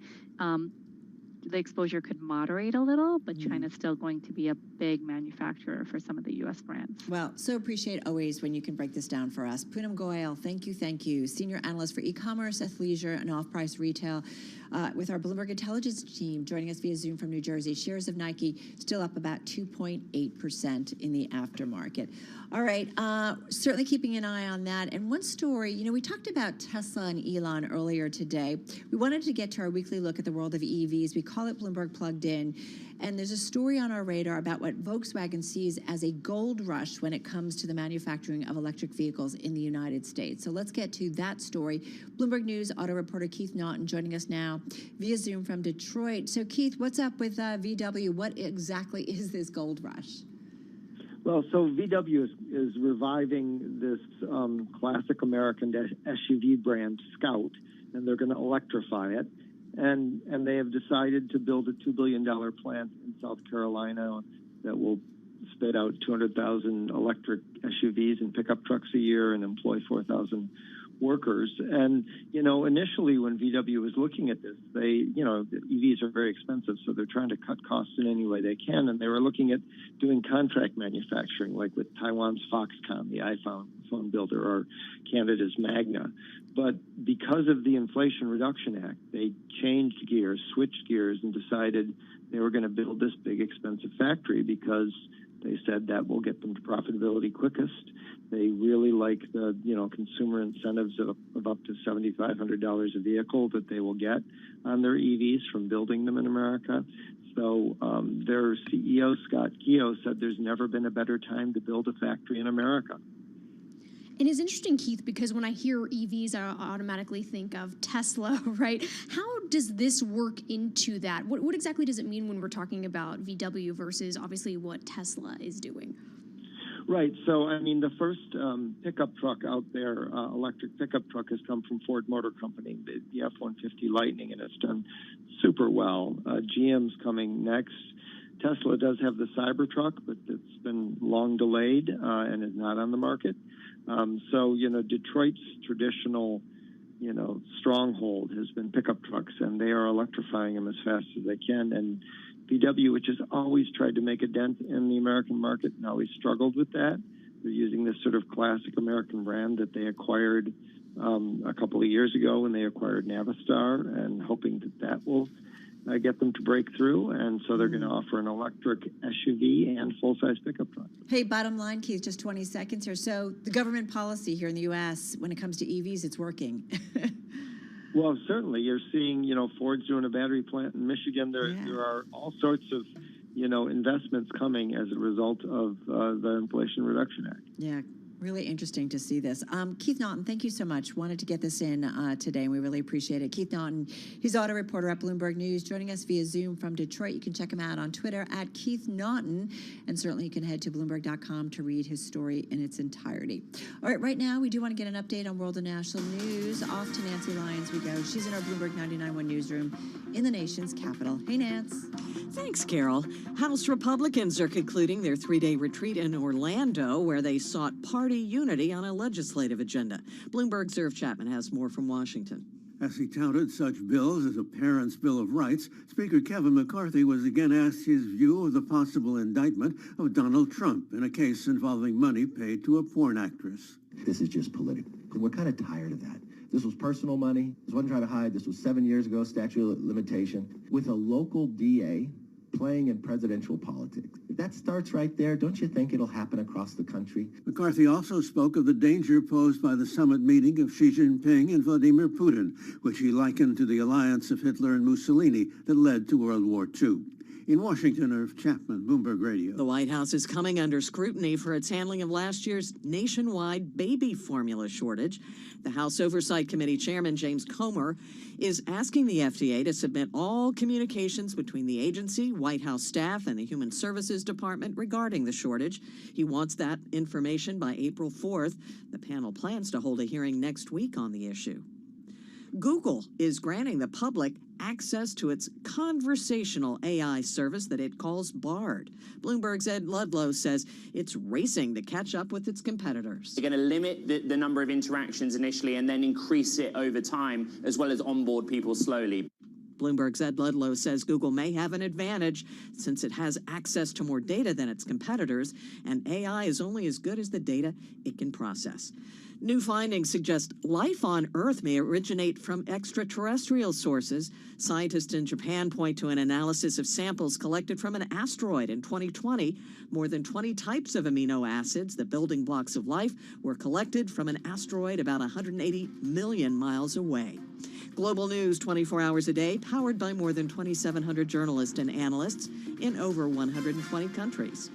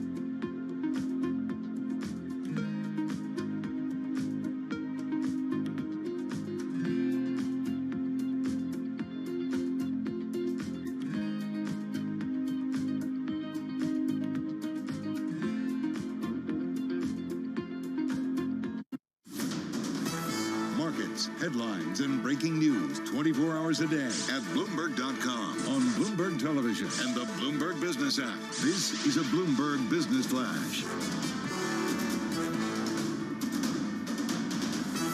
It's 4:40 on Wall Street. We do check markets all day long here at Bloomberg. Earnings front and center after hours. Nike, that stock down now by just about 0.65%. It reported quarterly sales that beat street expectations as the sportswear brand worked down the excess inventory that has plagued the industry. Weakness, though, in China persisted. Poonam Goyal covers retail for Bloomberg Intelligence, and she was our guest right here on Bloomberg Business Week. China didn't do as well as everyone had expected, but it was still up 1% on a constant currency basis. And I think the key with China is not the quarter that they reported, but the quarters that they will report in the coming year, because that's when we really think China will show a meaningful bounce back, given that's when COVID restrictions were actually eased. So we're still very optimistic on China. Again, after hours, the stock right now is lower by 1.1%. GameStop swung to a surprise profit in the fourth quarter. It beat analyst estimates for revenue.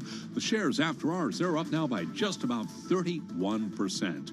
A jump in banks and assurances from global authorities ease concerns on Wall Street today that the recent financial turmoil will lead to a full-blown crisis. Gina Bolvin is the president of Bolvin Wealth Management. She was interviewed right here on Bloomberg Business Week and says, no question, sentiment has shifted. Just 2 weeks ago, we were questioning and debating if the Fed should do 50 or 25 basis points. Now we're discussing if they should raise rates at all.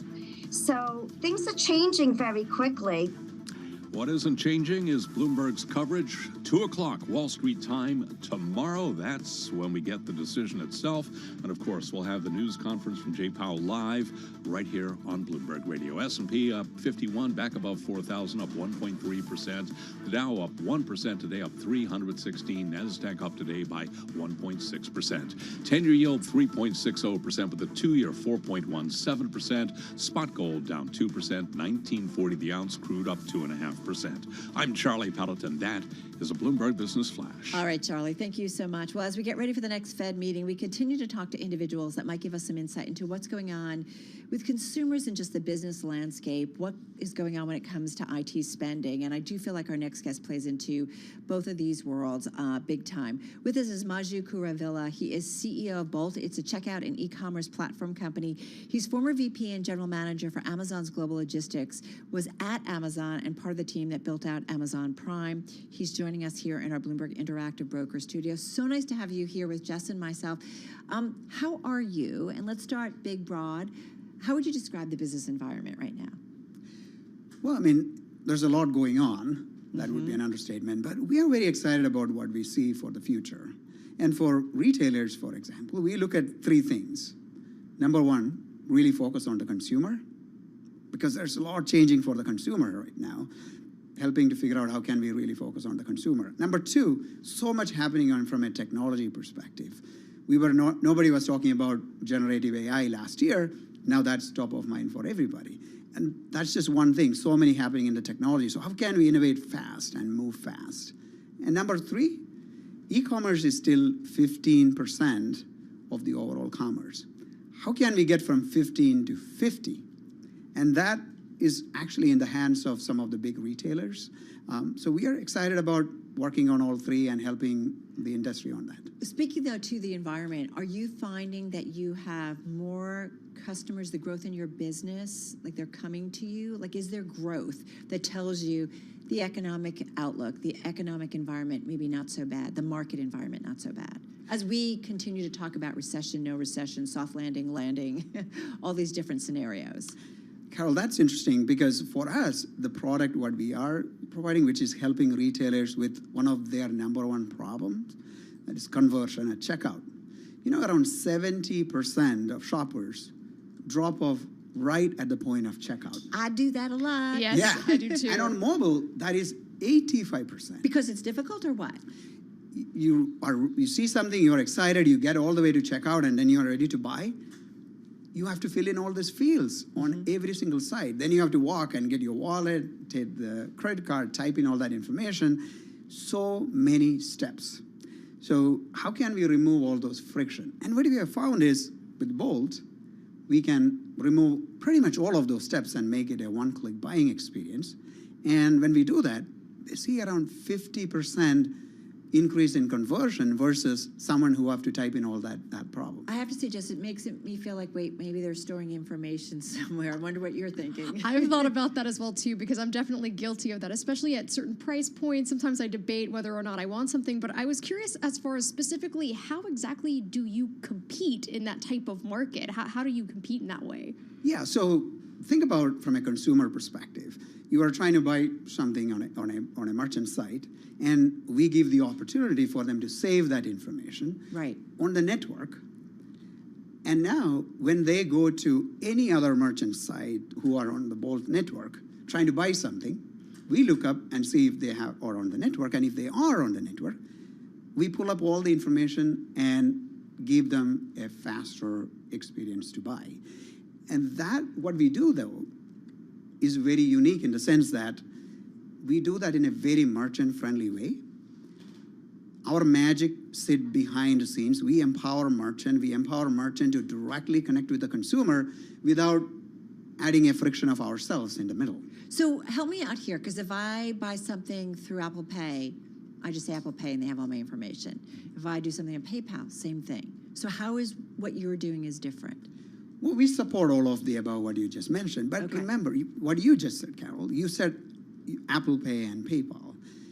What we are trying to do is empower the merchant so people remember the merchant's name. Okay. They can provide that feature themselves. Empower them. Like when you go to Amazon and buy something, you don't remember Apple Pay or PayPal, you remember Amazon. Yeah, and Amazon remembers me. That's right. And turns out, like you mentioned before, I worked at Amazon, helped them with that growth and part of some of making those functionalities ready for everybody. And Amazon learned this long time. That is still not true for almost every other merchant. Interesting. What we are doing is bringing that functionality in a very decentralized way for everyone else. So all merchants and consumers can be on this network and empower the buying experience everywhere. Well, and I was kind of hinting before, though, then the security of that information is crucial. Because if you are doing that, then ultimately for a lot of different retailers. So how do you ensure that information is protected? Well, you are absolutely right. We obsess about it. I mean, one of the good things about us is we built from the ground up for security and privacy. Yeah. And we go through every rigorous testing and certification that's available so we can meet and beat the bar for anybody. And the level of complexity and sophistication we are able to get very large multi-billion-dollar merchants like Fanatics, Revolve, like even big brands like Casper. A lot of the big brands trust us to help them with one of the most important functions, that is checkout, and help save and store that information for them. And we only have about a minute left, but I know you're a private company, and it's been a tough time for many private startups that have been struggling to raise money. What has it been like for you in this environment? I mean, we have been reacting very fast since the beginning of the changes, and I had to make several tough decisions so that we can be at where we are. And what we are seeing now is we're looking forward and very excited about the new customers we are able to bring in. Like we moved up to larger enterprises, and we are seeing is our product is now more relevant than ever before. Right. Because everyone is trying to convert, everyone is trying to get more customers, and we are able to bring them in. And we were fortunate enough to raise a bunch of money, and we are in a really strong and a good place. I'd be remiss not to ask you, just got 30 seconds. You're in San Francisco. Has there been any chilling effect of the collapse of Silicon Valley Bank, just quickly? Not for us. And you had no exposure? We have no exposure to that. But you haven't seen any impact in terms of innovation or impact on the Valley and everybody stepping back a little bit? Well, everyone is thinking about what it means, and I'm sure there is going to be some ripple effect or longer term. We have to wait and see how it unfolds. Yeah, that certainly feels like the environment as we continue to see how it plays out. Thank you so much. Come back. We'd love to hear, certainly as you continue to grow your business and things impact the retail world. Great to have with us Maju Kuravilla. He's CEO of Bolt, former VP and General Manager for Amazon's Global Logistics, as we said, here in our Bloomberg Interactive studio.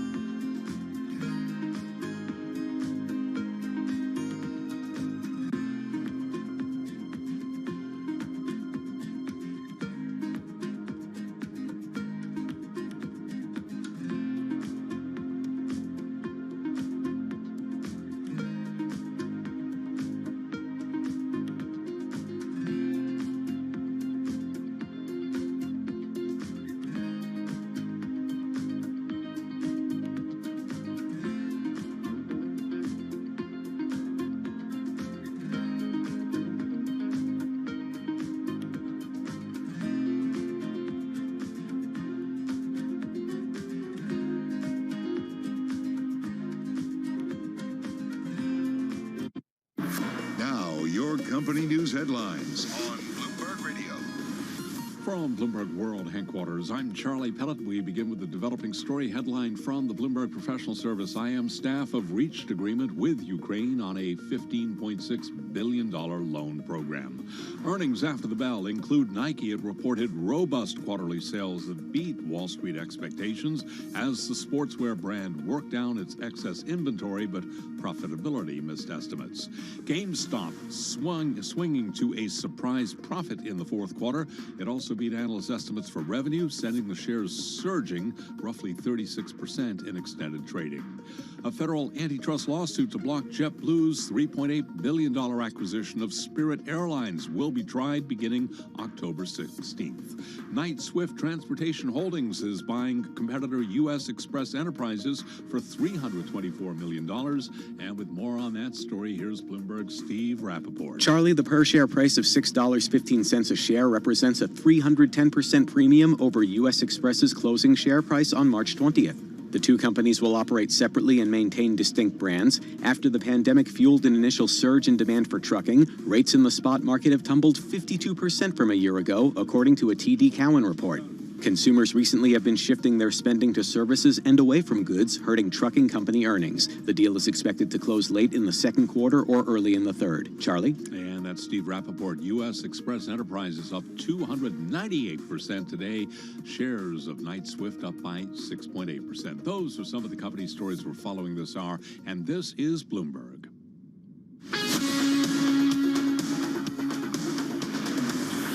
You're listening to Bloomberg Business Week with Carol Messer and Tim Stenevec on Bloomberg Radio. All right, more Business Week with myself and Jess Metton coming up in just a moment. Right now, though, we do want to get an update on world and national news, so let's toss things back to Nancy Lyon. She's in our Bloomberg 99.1 newsroom in Washington, D.C. Hi, Nance. Thanks, Carol. Sensing the urgency in Ukraine's battle against Russia, the Biden administration says it will speed up delivery of M1 Abrams battle tanks to Ukraine by 9 months. DoD, in close coordination with Ukraine, has made the decision to provide the M1A1 variant of the Abrams tank, which will enable us to significantly expedite delivery timelines and deliver this important capability to Ukraine by the fall of this year. Pentagon spokesman Brigadier General Pat Ryder says to speed up the process, the U.S. will use the hulls of 31 older tanks and refurbish them into an older model of the Abrams. A warning from federal officials: if proposed cuts go through, there will be hiring freezes and thousands of layoffs across the federal government. We get more now from Bloomberg's Amy Morris. House Budget Chair Jody Arrington says there is support for a Republican plan to cut spending to fiscal 2022 levels and limit future growth. House Appropriations Ranking Member Rosa DeLauro asked agency officials to send estimates of how they would operate under such cuts. Some agencies that replied: Customs and Border Protection, NASA, Social Security, the FBI, ATF, and Food Inspection within USDA all say they would face cuts or freezes. In Washington, I'm Amy Morris, Bloomberg Radio. School's out for California's largest school district. That's because 65,000 support employees of the Los Angeles Unified School District have walked out after failing to reach a contract agreement with school officials. Teacher aides, bus drivers, and custodians are all on the picket line. The district has more than 400,000 students. Two-time Academy Award-winning actor Tom Hanks will be imparting wisdom on Harvard's class of 2023. The Ivy League University announced today Hanks will speak at the school's commencement May 25th. Global news 24 hours a day, powered by more than 2,700 journalists and analysts in over 120 countries. I'm Nancy Lyons. Back to you, Carol and Jess. Nancy, how cool is that? Does he go Forrest Gump or does he go? I know. Isn't that great? Oh, my God. I want to be there. All right, Nancy Lyons in D.C. Well, as you know, March is Women's History Month. Every day this month, we're celebrating significant moments in women's history. Now with your installment for this Tuesday, March 21st, here is Bloomberg's Lisa Mateo. On this day in women's history in 1969, women from the feminist group Red Stockings organized a public hearing about abortion that would shape how we discuss the topic today. The Speak Out was held at Washington Square Methodist Church in New York 4 years before the procedure would become legal in the United States. Historians say it was the first public forum where American women talked openly about ending their pregnancies. The event was attended by hundreds and inspired more public forums held nationwide. It was in response to a New York State Legislative Committee hearing on abortion the month prior. That's Today in Women's History. I'm Lisa Mateo, Bloomberg Radio. All right, Lisa, thank you so much. Carol Master along with Jess Metten, getting ready for our next hour of Bloomberg Business Week on this Tuesday. But I do think about Jess, 24 hours from now, might our conversation be a lot different because of the Fed decision? How much will it change? And we will hear from the man himself, Fed Chair Jerome Powell, at 2:30 New York time tomorrow. And obviously, that'll be a half hour after we do get the Fed decision. Obviously, those summary of economic projections that will include those dot plots that everybody likes to watch so closely when they come in quarterly. Yeah, you do wonder how much it's going to change, right? And how much the last week and a half kind of plays into those projections as a result. Or do they not change that much because it does feel like things have calmed down? And does Jay Powell take advantage of the press conference to say, listen, we're on it? You've seen regulators kick in. We're watching it. But for the moment, we're still on a mission to fight inflation. Exactly. All of my sources, when it comes to markets, they want to hear the type of rhetoric. They know most likely what might come from that statement at 2 p.m., but they want to know how his rhetoric is and what kind of tone we're talking, hawkish, dovish, what it looks like, Carol. All right. Meantime, shares of Nike, they've gone from a rally to